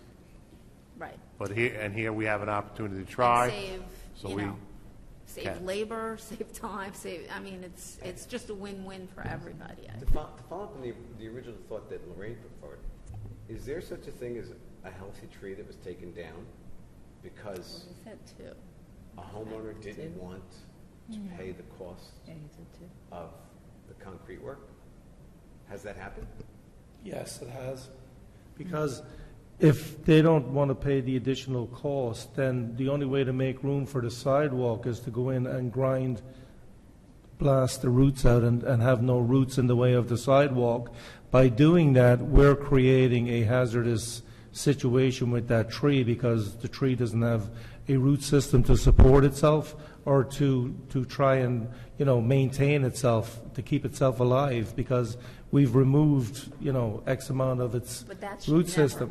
Yeah, that was not my understanding, and I know you're right, but that was not my understanding of the ordinance that we recently passed. I thought it was up to the arborist to assess the health of the tree, but I didn't realize that the stability of the sidewalk was part of that assessment. So, yeah, I'm with Lorraine completely on. I seem to remember that the planting of saplings costs us about $600 per tree, a sapling, and these aren't the trees that give us so much beauty and at the same time destroy sidewalks. So, as Susan pointed out, it takes a long time to get there, so we have to come up with a better situation. Right. So I think we should do a trial of this, and I think, Chris, the reason we looked at this a number of years ago, you and I were looking at it, I think we had a lot of emails going back and forth, was for areas that didn't have sidewalks, that didn't have space, because this comes in different widths and things, so it could actually be like a meandering to help. Yeah, you place that similar to concrete. Yeah. You pour it, Right. and it hardens. So you can shape it. You can shape the horizontal dimensions to whatever you're trying to achieve. They recommend, like, a piece of edging. It's placed on a clean 3/4 stone, compacted, smooth surface. And also the added benefit of porous pave is you only need an inch, it can be poured at 1.5 inches over the tree roots instead of the conventional 4 inches that is required for concrete. So but the manufacturer specifies that you only need 1.5 inches to be poured for a sidewalk. And then is it, because is it different than a slab because it's molding differently around the root? Is it? Well, what they do is they clear out the root, they put the base, there's a base layer that has to go in first, and then they pour the porous pave above that. So, and the fact that we only need 1.5 inches, it may give us additional space between the roots and the porous pave. Whereas with conventional concrete, we have to use 4 inches basically right on top of the root system. Is And the then you'll base need- layer like a crushed gravel or sand? Clean or- three-quarter. What is it? Clean three-quarter crushed stone. Okay. You know, it's uniform size, it's angular, so it'll generally chink together, provide a stable base, yet it has a porosity that water can drain through it. So you're less likely to need ramp overs then? Is that right? Yeah, well, you would not have to go back as far to maintain that slope because you're not going like 4 inches above the roots. You're only going 1.5 inches. So you would have to take out less slab to get that ADA required slope that you need, like the 5%. So just another, were you okay? Yeah. Okay. Another question.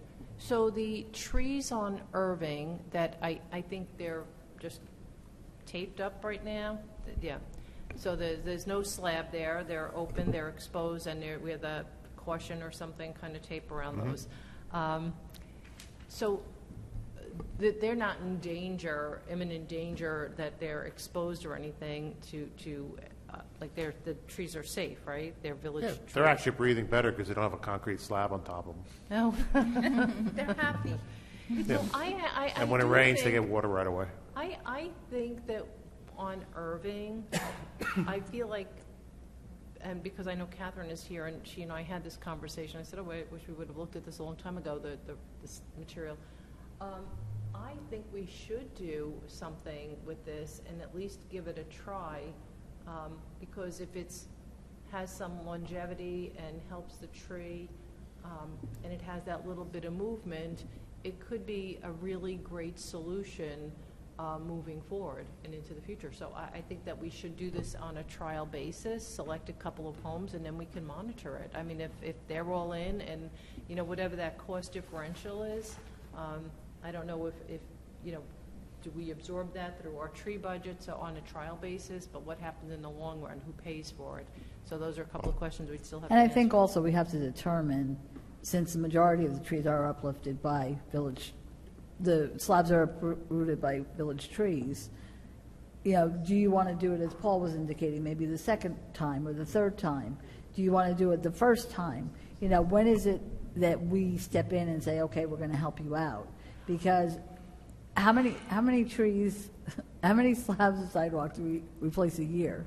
No, I did the math on it. We can't do it. I did the math. I know, that's what I'm saying. So I think we need definite parameters. I'm not saying for this trial, but I'm saying going forward, we need definite parameters. We need to know, is it the first time, is it the second time, the third time? Why are we doing it? Is it avoiding the ramp out, the round out or the ramp up? Is that what it's called? Ramp over. Ramp over. Thank you. Round out. Thank you. Okay, Thank you. But anyway, I think that there definitely have to be parameters, and certainly Andy said that she could get how many have been done before, right? Correct. So Yes. I think that information is important for us, and how far in between it was. Like, you'll know it was 4 years ago or it was 8 years ago, right? Yeah. And I'm sure some of them might be the third time around. And actually, I went on a very brief field trip with Nancy and Matt Andrula, and they showed me some of these sidewalks, and one of them looked beautiful, and it was a round out, and it was beautiful. And I said, oh, that was put in this past spring. I said, okay. Then I saw another one. They go, yeah, this one's uplifting. I said, how long has it been there? They said 4 years. So, it's something that continues because, as Declan indicated, the tree continues to grow and the roots continue to spread out. So, we may be getting into something that's going to cost a lot of money, and as long as the council's willing to fund it, that's fine.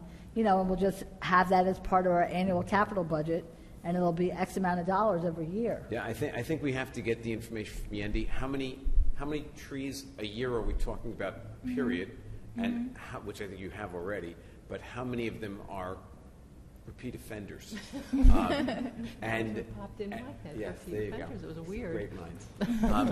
But again, to Lorraine's point, I mean, just The cost, again, we just authorized $600,000.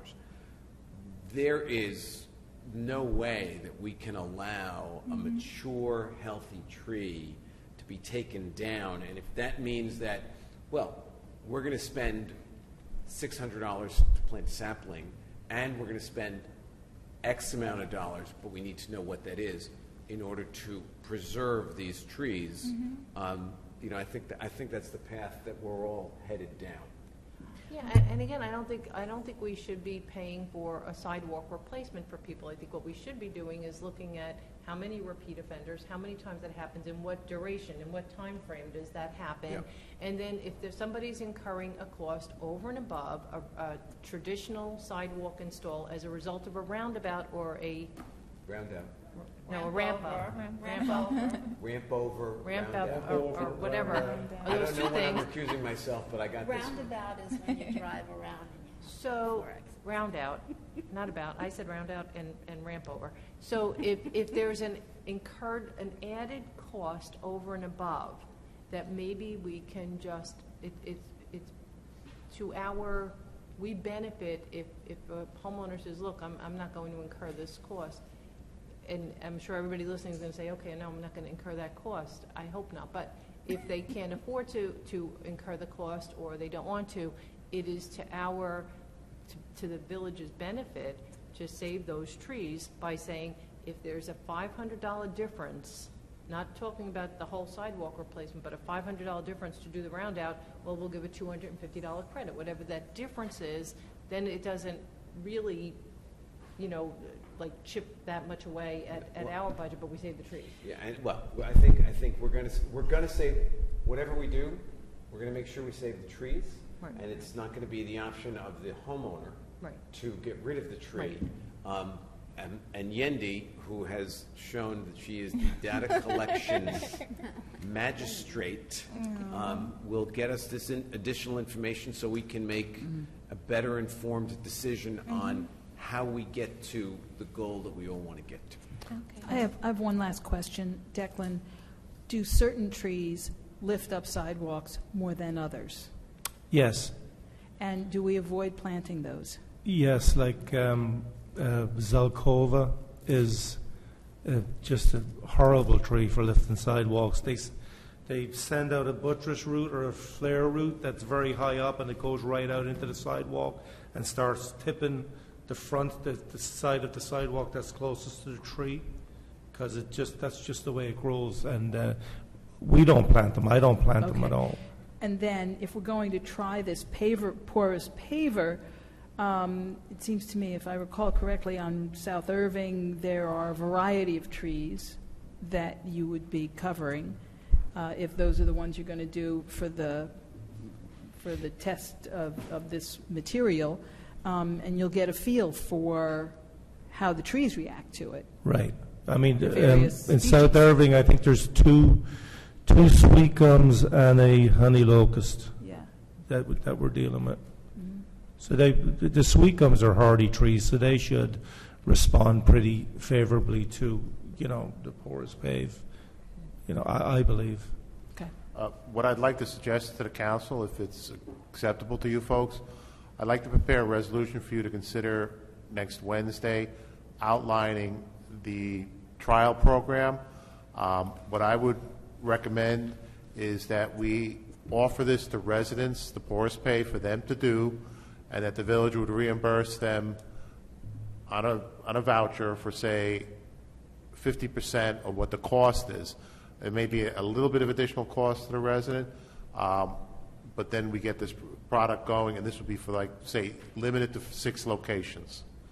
A couple reasons why I would recommend that is, one, if it's the village project and work, if it hits a certain value, dollar value, then the work has to be performed under prevailing wage statutes. That generally increases the cost. If the resident makes the contractual arrangements with porous pave, does the work, we inspect it naturally, both Declan and Peter, Yendi logs it into our system, and then once everything is okay and complete, they can submit a copy of their porous pave bill, and the village would reimburse them for, say, if it's acceptable to you folks, 50% of said bill. And this would be limited to 6 locations. Yeah. It's falling apart in my hand, so you can have it. So, and as for the additional, going forward type thing, what I would do is bring it back hopefully by the 28th, if we can get that by then. If not, it would be October 3rd. So one or the other, as soon as we can get the information from Yendi, we can discuss it again for the going forward part of it. The porous pave does come in a like sand color, like a gray color, which is more concrete. So, Chris, is it a problem if we wait on that resolution till we got the information from Yendi? I think that we could then do all at once. I mean, if there's a problem with the delay, I would like to proceed because the 6 locations we're talking about, they are open. The sidewalks are blocked. And they're dangerous. The trees are open. I got it. And no offense to you folks, but the residents are asking for a decision from the village. No, they're open. You're right. I can have the information by Friday. That's no problem. That'd be great. Thank you very much. Look, I don't think any of them match cement, but if I were doing it, you might want to pick a color that matches your house on the accent. No. I would like, the gray one. I would prefer to leave the color choice up to either you, the council, or the homeowners, because I'm going to be relatively color indifferent in this aspect. I'm good with the homeowner. If the homeowner says, oh, my house is blue, so I want to just do a matching sidewalk. They are. Just make it gray, It's got to be so that it's gray. all the same. The manufacturer said they can blend different colors as well. The colors that they have, they can blend them and make a custom color if they want. Can we But make a lighter gray? it's not. Can they blend white with the Whatever, gray? just pick For- a color. For 6 locations, how about we just stick to gray and see how it looks? Yes. Okay. Fine. And how it ages, how And we'll it be able fades to in the spot them sun, anyway, too, whatever. and so we'll be able to admire You never our know. work. So we'll be able to spot them and we'll be able to. I don't mind tan either. What? I don't mind the tan either. Okay. Okay. So I just want to the thank dark brown. Andy Anderson and Chris Redeshauser and Declan Madden for coming. And you were a wealth of knowledge, and I appreciate everything that you did this evening and answering all these questions. And we'll move forward from there. Okay, so Chris, you stay. You got a lot of stuff here to discuss. And thank you very much. Thank you. Thank you. Thank you. Thank you so much, really. Chris, do you need this back, or you No, you have can have it. I got a know? couple Okay, copies. Thank you.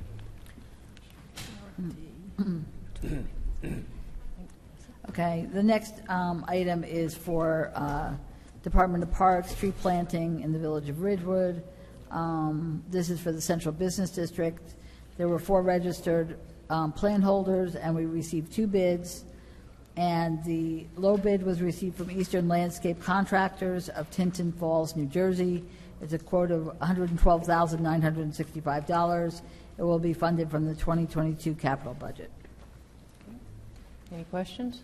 Sounds Just good. a quick question. So there's 88 trees here. They're all going in the Central Business District? This particular bid is for I that, didn't think yes. there was room for 88 trees. Oh, That's- there is. Okay. All right. Something Wells. Okay. Yeah. The next item is village-wide tree planting. This also went out to bid. There were 6 registered plan holders. We received 3 bids. The low bid was from Downs Tree Service of Hawthorne, New Jersey, with a bid of $84,530. This also will be funded from the 2022 capital budget. I noticed in the master plan draft that it was suggested that trees be planted 40 feet apart instead of 50 feet apart. Could we look at that? Do you want to provide more funding? No, I want a more consistent canopy. If I recall, the resident tree planting, this is mostly trees that have been removed, trees that residents have requested. So Generally, you're not most measuring, it's not like Yeah. a new development. It's not like a new development, correct? It's not like we're going down a single street and we're planting dozens of trees. This is throughout the entire village, so you can see from that number, it's individually, they're quite scattered about the village. Okay. Okay, the next item is awarding a contract for windscreens for tennis and pickleball courts. This includes the tennis courts of Bel Air, Somerville, and North Monroe. which will get it on all four sides, and then on one side at the Glen pickleball courts. There are 6-foot black heavy-duty windscreens comprised of 14-ounce mesh. There are grommets placed every 18 inches along the double-sided edge. This is basically to enable the players to better see the ball during play, provide protection from extreme wind conditions, and also cut down on distractions such as people walking by or traffic. The lowest quote was $12,321.50, EJG Sports of Garfield, New Jersey, and the recommendation is to award it to EJG Sports. I have a question. So on their, everywhere on the resolution, on the quotation form, it says $12,321.50, but then if you go to EJG Sports, their estimate says $10,471. I have quotation number 1, $12,321.50. Right, but if you look, Lorraine, on in the the left-hand actual, I column, see what you're saying. there's installation Installation. of 1,850. Oh, So the others. that's how it comes out to 12. I don't see, where is the on this? Is there something that says installation, 1850? Yeah. On their quote, Yeah. look in the left-hand column, Yeah. furthest left. If install is required. Oh. Yeah. That's a little sneaky. Well, some places will install their own, so, but we're not going to install, so. Okay, thanks. Okay. All right. The next one is, 7 was removed from the agenda, awarding contract for furnishing and delivering of leaf collection services for Area B. We received bids for that. We had one known plan holder and one bid received. The bid was for $124,000. Last season's bid was $105,000. This bid, keeps going up year by year. We did this to allow our crews to be able to concentrate in certain areas and then have a vendor do one area. It's to supplement the street division's leaf collection efforts, and then they would make 3 sweeps through Section B, collect the leaves, and transport them to the Lakeview Compost Center. The only bid, again, was from DTS Trucking of Hawthorne, New Jersey. We do have funding for it. However, Mike Junta, who's the Assistant Supervisor of Public Works, and Chris Redeshauser reviewed the bid received, and they believe the staff can collect in Area B. It's approximately $43,000 in overtime. We'd also have to rent or lease 2 trucks. So the total cost for overtime and the 2 trucks, it would be approximately 2/3 of the amount of the bid for the cost. So this is what is being recommended at this time. The staff is willing to step up and do it. And so we can try it. It's certainly less than the $124,000. It's still going to cost, but it won't be as much. Chris, why are you recommending that this be awarded if it's going to cost 1/3 less if we do it in-house? Well, I presented the results of the bid. As Heather said, we had one bidder. This year's price is $124,000. That's a lot of money. I also talked with Mike. We discussed whether we can do it in-house with our staff. I also met with all our street division employees and told them that if I need their buy-in, because there will be overtime, there will be longer days. My initial meeting with them, it was kind of flat. But then Mike went back and talked to them, and he's gotten their buy-in to do this. We also have several pieces of equipment that the council has funded have proven to be very valuable. Last year we got a new single operator leaf vacuum, and that machine with the operator we selected for it did a phenomenal job in keeping our streets clean.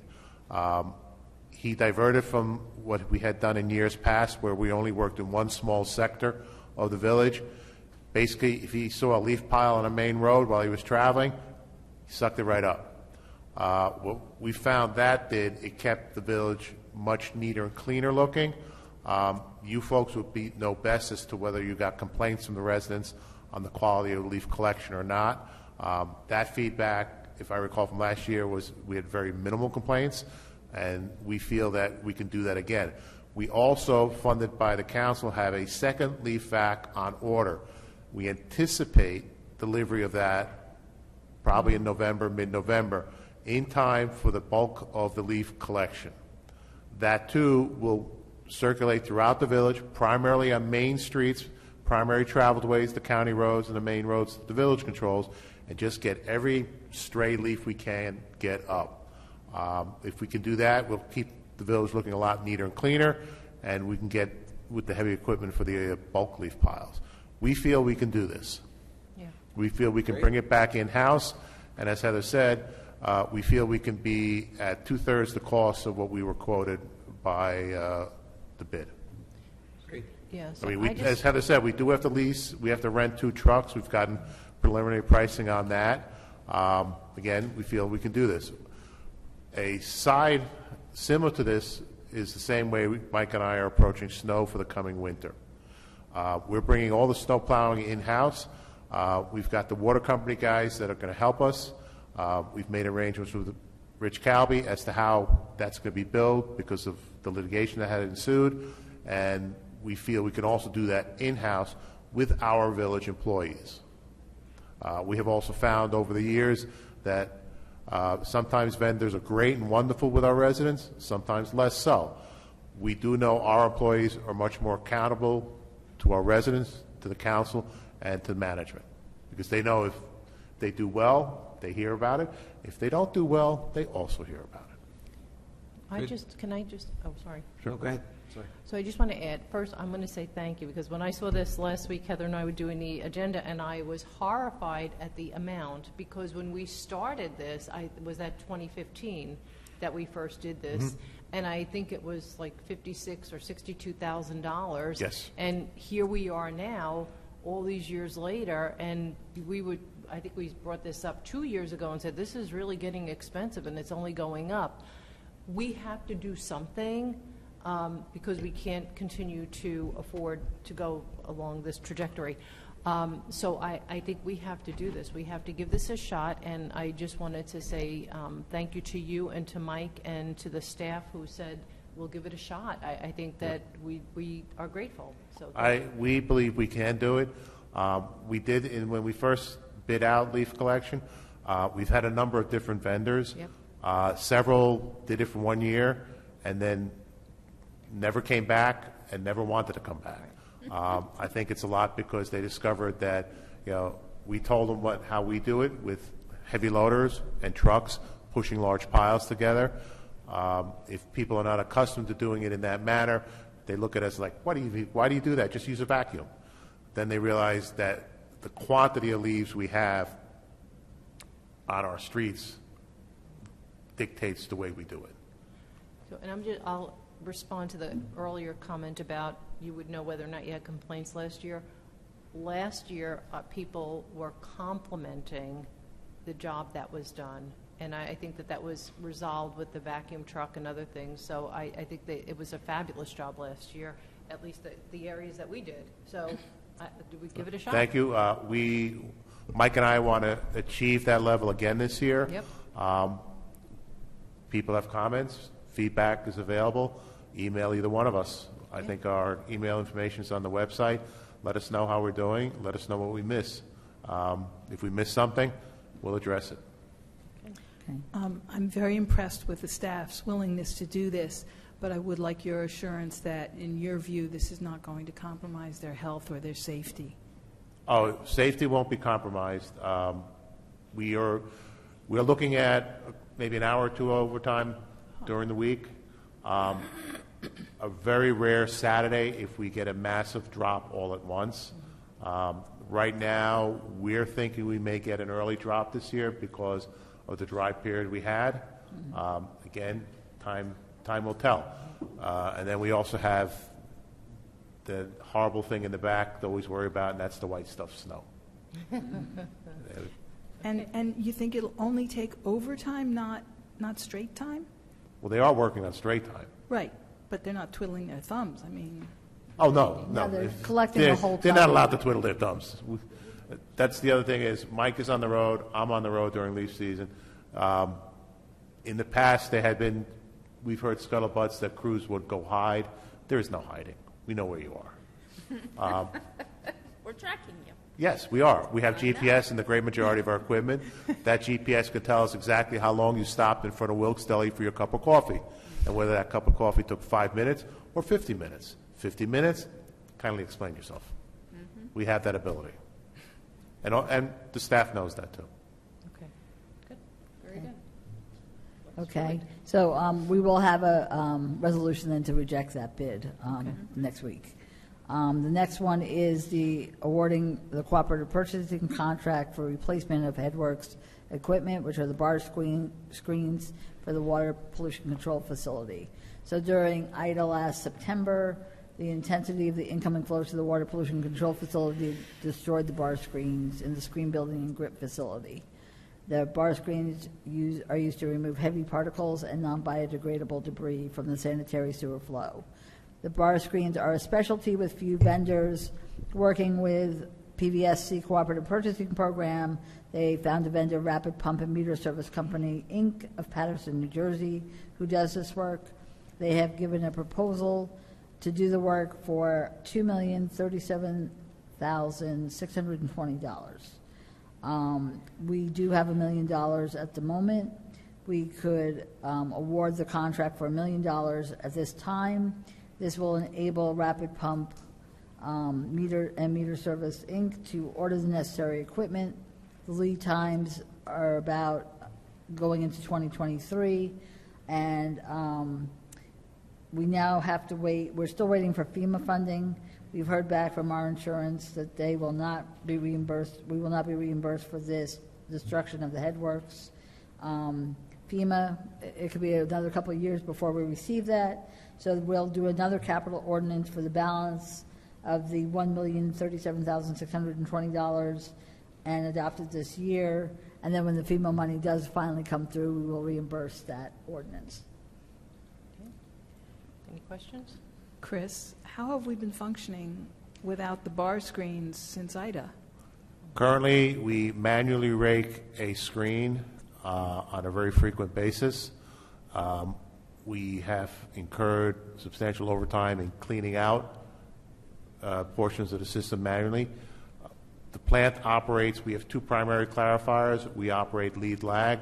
So we'll run one clarifier when it starts to get clogged up in the bottom and the rotating mechanism can't turn due to the material. We'll switch the flow into the other one, pump that down, clean that out, suck all that out. We've been doing that on and off now for a year. Wow. The screens that we buy, are they going to be any stronger than the screens that were destroyed? I don't know if they'll be stronger. IDA was a very, very unusual event. That's also why it qualifies as a FEMA event. We are keeping our fingers crossed. We're looking at almost, hopefully, 50% of the cost quote to be reimbursed by FEMA. That's also involved a lot of work. Jovan in our engineering office is our primary assembler of the data and submitter of data to FEMA for our reimbursements. This is just literally another FEMA project, as if we had a major snowstorm, another flood, a windstorm, or anything like that. What would the life expectancy of these Hopefully be? 25 years. Mm-hmm. The last ones, the ones that were damaged last fall in 2021, they were installed as part of the plant upgrade that was completed in 2005. Okay. The next item is the result of the RFP for the replacement of the Kingsbridge Lane Bridge.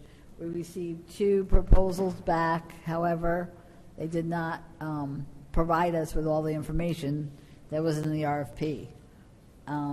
So at this point, I don't know. And it was really the design of the bridge, the cost, right? And what was the other thing that was not provided? Yeah, what was missing from both RFPs, I had asked for conceptual views of what the respondents would envision in that location. This is a pedestrian bridge. It can take many different shapes, forms, and styles. I wanted to see some of those styles to present to you folks in the council. The current bridge is a weathering steel moderate arch bridge. Current bridge is not ADA accessible. The slopes are too great. There is no ramping on either side. So this design request would be to create a bridge that is fully handicap accessible on both sides, East Saddle River Road and at the end of the cul-de-sac. So, Chris, a couple of things. I mean, there are some challenges with that because the opposite side of the bridge, there's nowhere to go. But one of the things that has happened over the past week, a number of residents from Kingsbridge have reached out, and I met with them last week. One of them suggested that a civil, I think she said for a structural engineer, but subsequently it was a civil engineer, took a look at the bridge and said the bridge could be repaired. Another resident said they too had an engineer that is a colleague of his, and that engineer also looked at the bridge and said the existing bridge can be repaired. So I don't know. I said, well, certainly we don't want to be responsible, they're not going to put that in writing if they didn't actually do a full inspection. But I think that maybe we should do an RFP for the repair and see if we get anything. The bridge in its current form is aesthetically appropriate to the area. And the people in the neighborhood feel like the bridge is part of their community. And I think there were real concerns about where does a ramp go. There's no sidewalks. It's a challenge.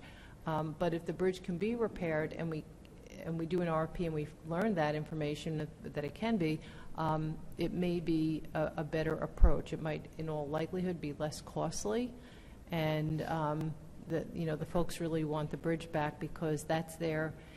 Without that bridge, they're stuck having to walk considerable distances to get over the river. So if we can do an RFP for repair, I don't know if anyone else feels about that, but I think it's worth a shot.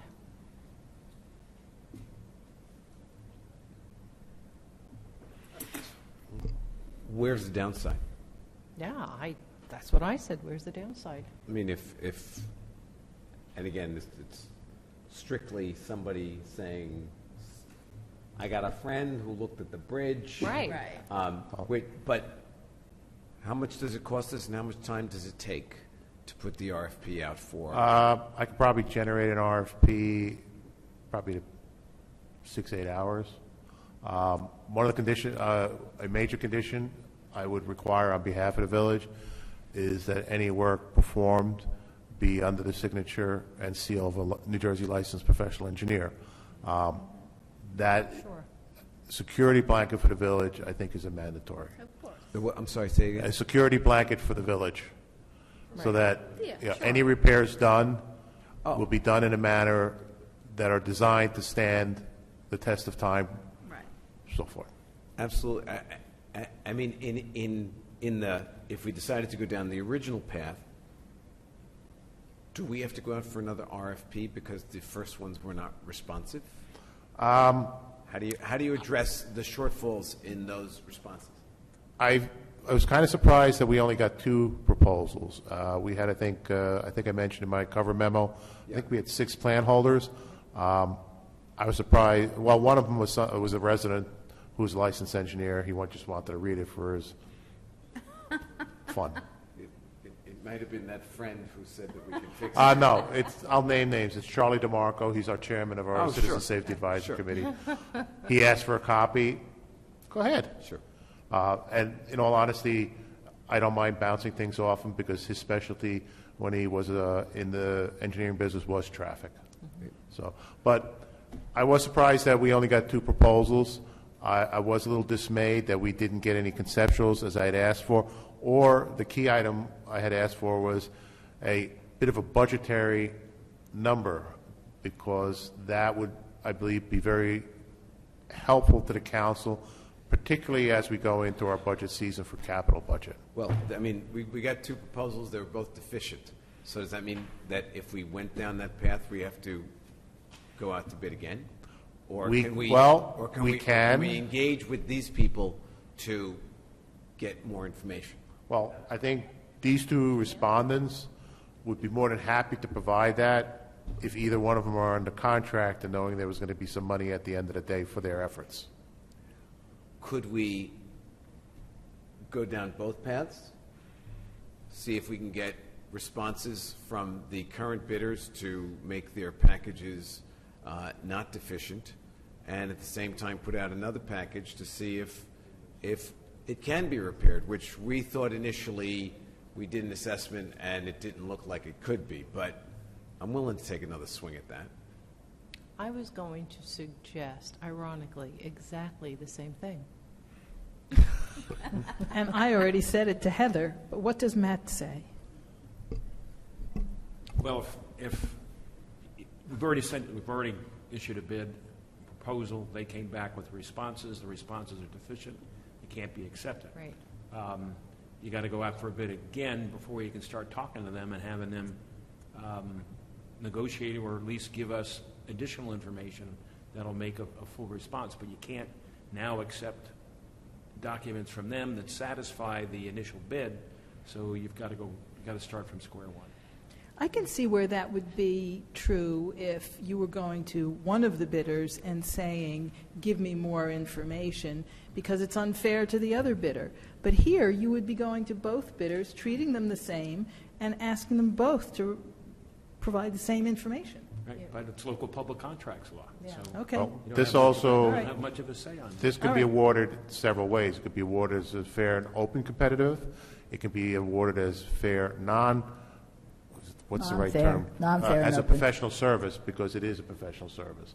So The engineering aspect, yes. yes, the construction council would aspect. not be obligated to select the lowest quoter if they felt that the higher quote was more responsive to what the village desired and they were more comfortable and it presented a better proposal.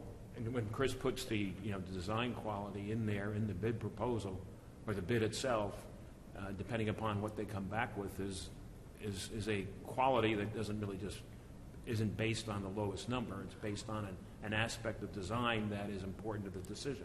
So it takes it out of that category.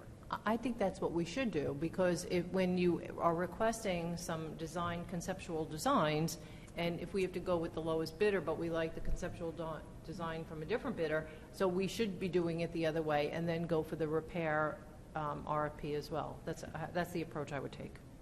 That makes sense. Okay, I mean, if the council's in agreement, I'll ask each bidder for the two key missing items, which is conceptual and budgetary pricing, particularly since we're going into the capital budget season. And then, do you want me to issue an RFP on just the repairs? Just the Correct. repair. Right. Okay. Okay, good. Okay.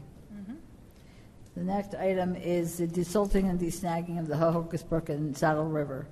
So the village received bids. There were 6 plan holders and 5 bids received. The low bid was from Downs Tree Service of Hawthorne, New Jersey, with a bid of $438,170. It will be funded through a grant, which engineering applied for and received. Thank you very much. Which was $263,160, plus funds allocated in a capital account, in the capital ordinance. So the recommendation is to award to Downs Tree Service. So any questions? I'm recusing myself in this matter. You're a desilter? Yeah, I'm a professional desilter. Yeah, so I actually just want to say thanks to Chris, to Matt, and Heather, because we ran into a little snag there. And we got it all taken The snag would be an understatement. Yeah, Yes, you're right, we Mayor. did, This was and an I- arduous process. Yeah, and I think that it was, we took a good approach, so we got this done. So thank you to everyone. All right. Okay, the next one is awarding contract for the printing and layout of the 2023 calendar. We contacted 3 local printing firms for the proposal. It includes layout, artwork, printing, assembly, and distribution. However, postage is not included. The lowest bid was for $15,488. Last year's lowest bid was $12,379. It's a 25% increase. The lowest bid, the next lowest bid was $812 higher than the lowest bid. Most of the cost of the calendar is made up through donations by area businesses and service industries who advertise in the calendar. So, unfortunately, with supply and demand and pandemic and cost increases in general, with inflation, is why the bid went up by that much. Okay. Any questions on the calendar? Okay, the next one is a refunding of an overpayment of taxes. This is due to the result of a transfer of property payment made at the closing of the house. Questions? Okay. Okay, the next one is endorsing a social worker. The health department, along with other departments such as building and police, have a need to have the assistance of a social worker for support in various situations. The grants that the health department has received, they have budgeted $6,606 to pay for a contracted social worker. It would be for a maximum of 15 hours per month at $75 per hour. Paramus currently has and has had for many years a social worker under the police department, and it's been very beneficial. The grant expires on June 30th, 2023. At that time, we can look into the benefits of continuing the program through a future grant if provided. The social worker would help with mental health resources, elderly health care, connecting residents to available resources for various needs, routine welfare checks, checking in at-risk seniors, helping residents with disabilities, and then all on-call support for cases referred by the health officer or designee. And again, services would be provided on an as-needed basis for a maximum of 15 hours per month. I think since we have this opportunity with the grant, it is a great opportunity for us to see how this works and how often we use it, and then we can get a report in the spring and then decide whether or not to continue it. And maybe even during the budget discussions, discuss whether or not it's something that we would want to continue to fund if we didn't get the grant. Okay. Okay. Good. The next one is we did the donation, is endorsing the Community Development Block Grant. This is for the Share House at 130 Prospect Street. We did do a resolution in January of 2021 for $150,000 for the renovation of 7 bathrooms and a powder room for Share House located at 130 Prospect. The quote obtained by Share was $179,258. Share is now applying for an additional amount of funding to make up the difference. Bergen County Community Development has asked that the Village Council adopt a new resolution in the amount of $179,258 for this project. And again, this it is required for the council to endorse this. However, it does not obligate any village funds. We don't have to rescind last year's. No, it didn't say to resolution, do we? so. No. Okay. Okay. The next one is a renewal of a liquor license. This is our final liquor license to be renewed this year. The Director of Alcoholic Beverage Control has issued a special ruling to allow the consumption liquor license held by Signature Cocktails to be renewed for 2 license terms, which is July 1st, 2022 to June 30th, 2023, and July 1st, 2023 to June 30th, 2024. It's currently an inactive license. It is supposed to be cited at 2-4 Garber Square and is not yet up and running. So at this point, the Village Council is the local issuing authority, so you can approve or deny the division, the Director of the Division of ABC's allowance for it to be renewed. However, I think it's worthwhile to renew it. I have a question. How long has this been inactive, and where was it Well, last used? Okay, so it's 2-4 Garber Square. It's never been used from the time it was purchased because it hasn't been built. So it was a restaurant. Well, because it was going to be a restaurant, and then there was going to be a hotel upstairs, and then the pandemic came, so they didn't Right, but the proceed with that. license was in existence before that. Yeah, the license, I'm trying to remember who it transferred from. Yeah, it might have been the Elks Club. Oh, is this is the Elks Club license? I think so. So Got it. in any case, I think the pandemic had something to do with it. But again, the director has allowed it for 2 license terms. We do have the other pocket license, which we never had a licensed premise, which we just renewed in July. And that was for Maple Avenue Liquors. And that's never had a licensed premise at all. And that's been renewed at least six years. Right. It'll be 6 years total. I'm more concerned about this type of license because there was an instance where one license holder kept it in his pocket for decades. Yes, I know of that one. But if this was just recently from the Elks Club, that's a different situation. So I got no problem with this. Okay. And there's currently no plan for this location? Not that I'm aware of. No. And the only thing I'll say is that while I'm all for granting this extension, again, whoever is sitting on the council in 2 years, I would recommend against additional extensions because that means that they can keep it in their pocket forever as opposed to putting it into use so that the village can get the benefit of this. So it's good, it's extended. Yeah, I don't know if we're at the maximum if we're above the maximum liquor licenses, then it would just go away because it's based on population. So we would have to determine whether or not that would be something that would come to us or if it's something that would disappear.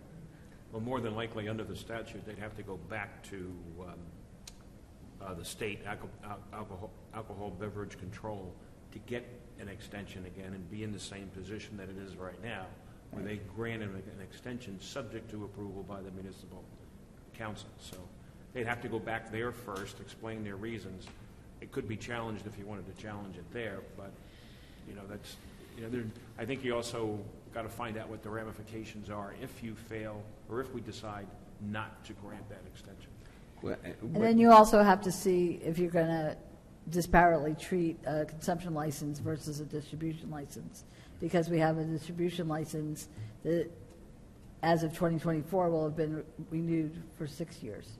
This type of license brings a lot of traffic, a lot of vibrancy to our central business district. I think liquor stores do too. They do, but not. It's not the same. It's absolutely not the same, and they don't generate the same type of revenue. So this is the kind of thing that, and again, I saw the abuse of this once, where it was kept in someone's pocket for decades. I would, if I was making a decision on this in 2 years, I would want to either have this person use it or force a sale to someone who will use it. Mm-hmm. And that's all I'm really looking at. That makes sense. So I just wanted to ask a question because the ABC, the ABC granted approval for the license to be renewed for the terms of 2022 to 2023 and then 2023 to 2024. Correct. But then here at the bottom, am I reading this right? It states, we can only renew it for 1 year. All right. Okay. And then next year, Did you they already don't, say that? And then they don't need to go for another. But in other special words, to ruling. Paul's point, if we can only renew it for 1 year, it's got to come, can the village council a year from now say, yeah, we're not going to renew it for the second term? No, because you're going to either go by what the director stated or else you're going to say no, now. It has to be now. You're saying yes for 2 years. So we can only renew it for a 2-year period, not a 1-year period. Right. Your authority at this point in time is to either accept the decision of the Correct. ABC Right. or to reject it. Right. But our resolution is only showing it until. Can only be for a year. We only renew. So somebody's going to have to do another resolution. So a year next from now. year, we will just automatically put it on. He doesn't have to Got go it. for another special rule. Right. Okay, that's the question. So, Okay, Yeah. got it. All right. yeah. Okay. The next one is the release of escrow for 168 Prospect Street. This has been deemed satisfactorily complete by the owner and the village engineer. The owner has requested the release of the escrow funds. Was there any questions for Chris? Okay. Okay, thank you, Chris. Good night. Good night, Chris. Thank Thank you, you. Chris. And the next one is the renewing of the membership in the Bergen County Joint Insurance Fund. We've belonged to them for decades. It's now time to renew our membership from January 1st, 2023 through December 31st, 2025. Yeah, we're good on that. Everybody's good on that, right? Joint Yep. insurance? Okay, we'll do the review of next week's agenda. We have several proclamations: Fire Prevention Week, Gold Star Mother's Day, National Breast Cancer Awareness Week, and proclaiming September National Suicide Prevention Awareness Month. We have swearing in of 2 of our new firefighters. We have no introductions or public hearings on ordinances for Ridgewood Water.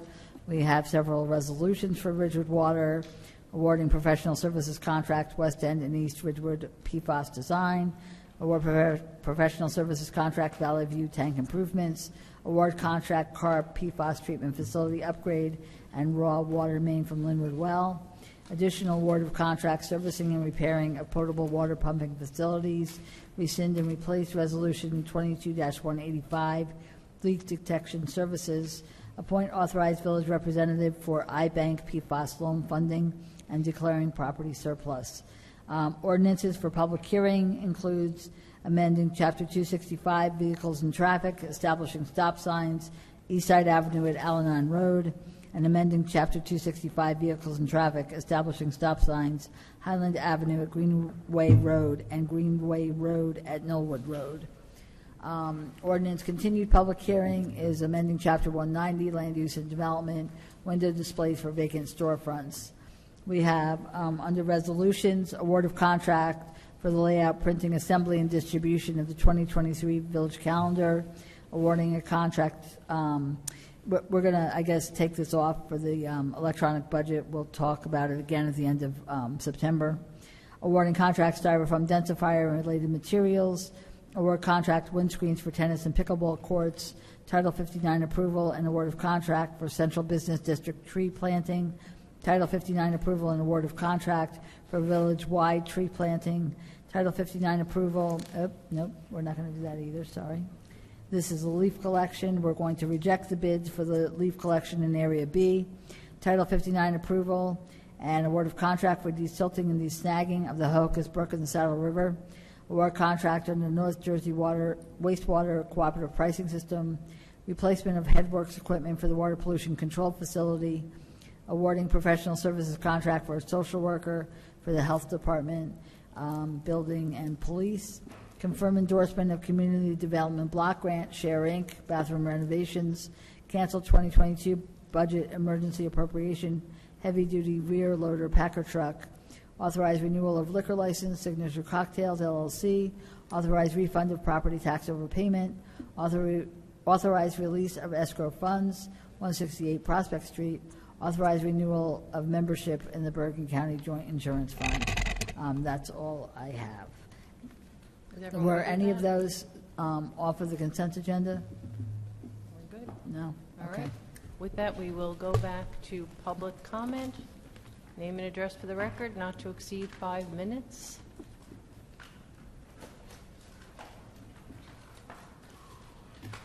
Good evening again, Mayor and Council. Boyd A. Loving, 342 South Irving Street. If you take a look out the window and note the time, it is 10:34 p.m. and the lights are still on the field. 10:34 p.m. and the athletic lights are still on. Interesting. Safety first.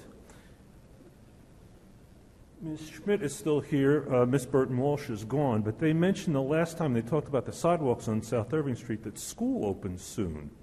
School has opened, and those sidewalks have still not been completed. And the council is still going to be continuing discussions as to what to do.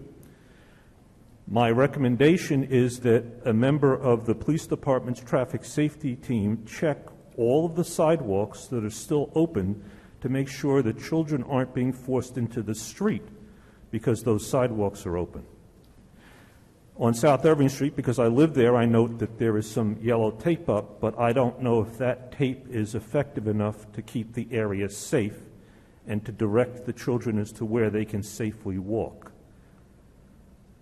This is a serious issue, and I suggest the chief of police be contacted relatively immediately to have all open sidewalks that are on routes to school checked to make sure that there is no hazard to school children who will be walking via those routes.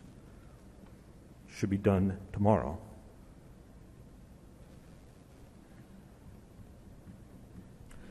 I agree with Councilwoman Reynolds and Councilman Vagianos. No resident should have the right to ask that a tree or demand that a tree be removed, a village-owned tree be removed, because they don't want to pay for a sidewalk.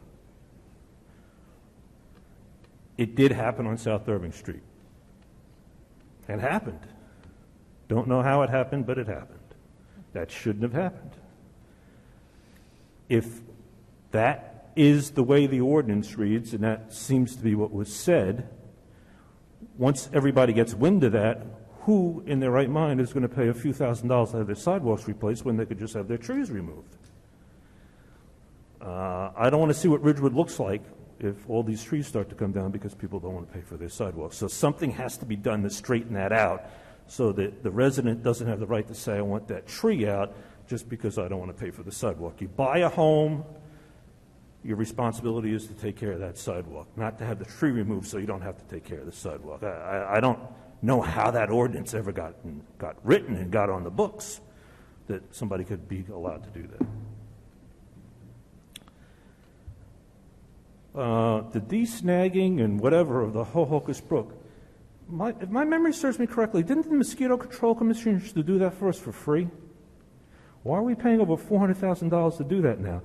And I remember that the Mosquito Control Commission does that because unfortunately there was a tragic accident in Saddle River where a member of the Mosquito Control Commission was killed performing that work in Saddle River on the Saddle River. So why is Ridgewood paying to have that done when the Bergen County Mosquito Control Commission goes around and does that? I remember seeing their equipment in the Hohokus Brook a few years ago. So now all of a sudden we're paying a contractor over $400,000 to do it. Granted, it is being done with a grant, but I still not clear as to why the county is no longer performing that operation, and it is the village's responsibility to do that now. And the last thing that I want to say is I'm sorry, I got confused with something that happened with Mr. Vagianos early in the meeting, and that is he commented on the loading zones and was very favorable about what was going on with the loading zones, but then he recused himself from voting on it. I don't know how you could comment on something and say, hey, this is the greatest thing in the world, but then you can't vote on it. My impression is that you shouldn't comment on it if you're not going to vote on it, or if you can't vote on it. You shouldn't try to sway the discussion your way, and then you can't vote on it. That's just me. Have a good night, everybody. The lights are still on. While we're waiting for Catherine, Heather, can we bring that tree ordinance back at our next work session so we can figure out where that language is and what we may have missed in that? Okay, thank you. Yeah, I'm with you completely on that. Just in response to that issue, Boyd, Matt and I have had detailed discussions about this very issue, and if you recollect, I said, I am specifically not commenting upon locations, because locations would be something that would create the conflict, but discussing the pros and cons of a grab-and-go loading zone, according to our village attorney, is not a conflict for me. All right, sorry, Catherine, go ahead.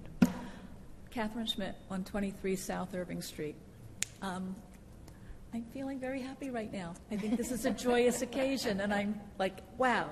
First, I just want to say thank you to Ann Burton Walsh, who kind of noticed the problem going on and kind of spurred a lot of our neighbors into collective action to send emails and come to the meeting. And then I want to thank you, the council, and the mayor for listening and quickly getting this kind of mobilized and started. And then And I was asking Chris, can't you just stay for my final comments? I absolutely want to thank the staff, Yendi and Chris and Declan, for so much work that they've done on the site and then for pulling all this stuff together. As a number of us were preparing to come today, or who couldn't come, and exchanging my tree, your tree, etc., we kind of got a little silly on texts, and inspired by somebody's inspiration of the Lorax, we started coming up with a little ditty. And I don't know why it didn't get read in the beginning, because I wasn't going to read it and the other person didn't. But anyway, the point is, I'm going to read it now because it seems so forward-thinking for where we've ended up. So, with all deference to Dr. Seuss, just like the Lorax, we speak for the trees. Just like the Lorax, we speak for the trees. Please save them because they're important, you see. The trees give us shade and oxygen too. If we did not have them, what would we do? But when trees grow up strong, they can make sidewalks crack. This causes a problem, but we can't turn our back. Instead, use our heads to think different and new. Perhaps there's a creative solution or two. Please don't cut the trees down. Let's discover new ways to keep trees and sidewalks for the rest of our days. Thank you. Well, email that to us because maybe we'll put it on the village website for fun with a tree and remind everyone what their responsibilities are to preserve the trees. Thank you, Catherine. All right. And I can think of no better way to close our meeting. Yes, thank you. So with that, we'll take a motion to adjourn. So moved. Second? Somebody second? Second. Thank you. All in favor? Aye. Anyone Good opposed? night, everyone.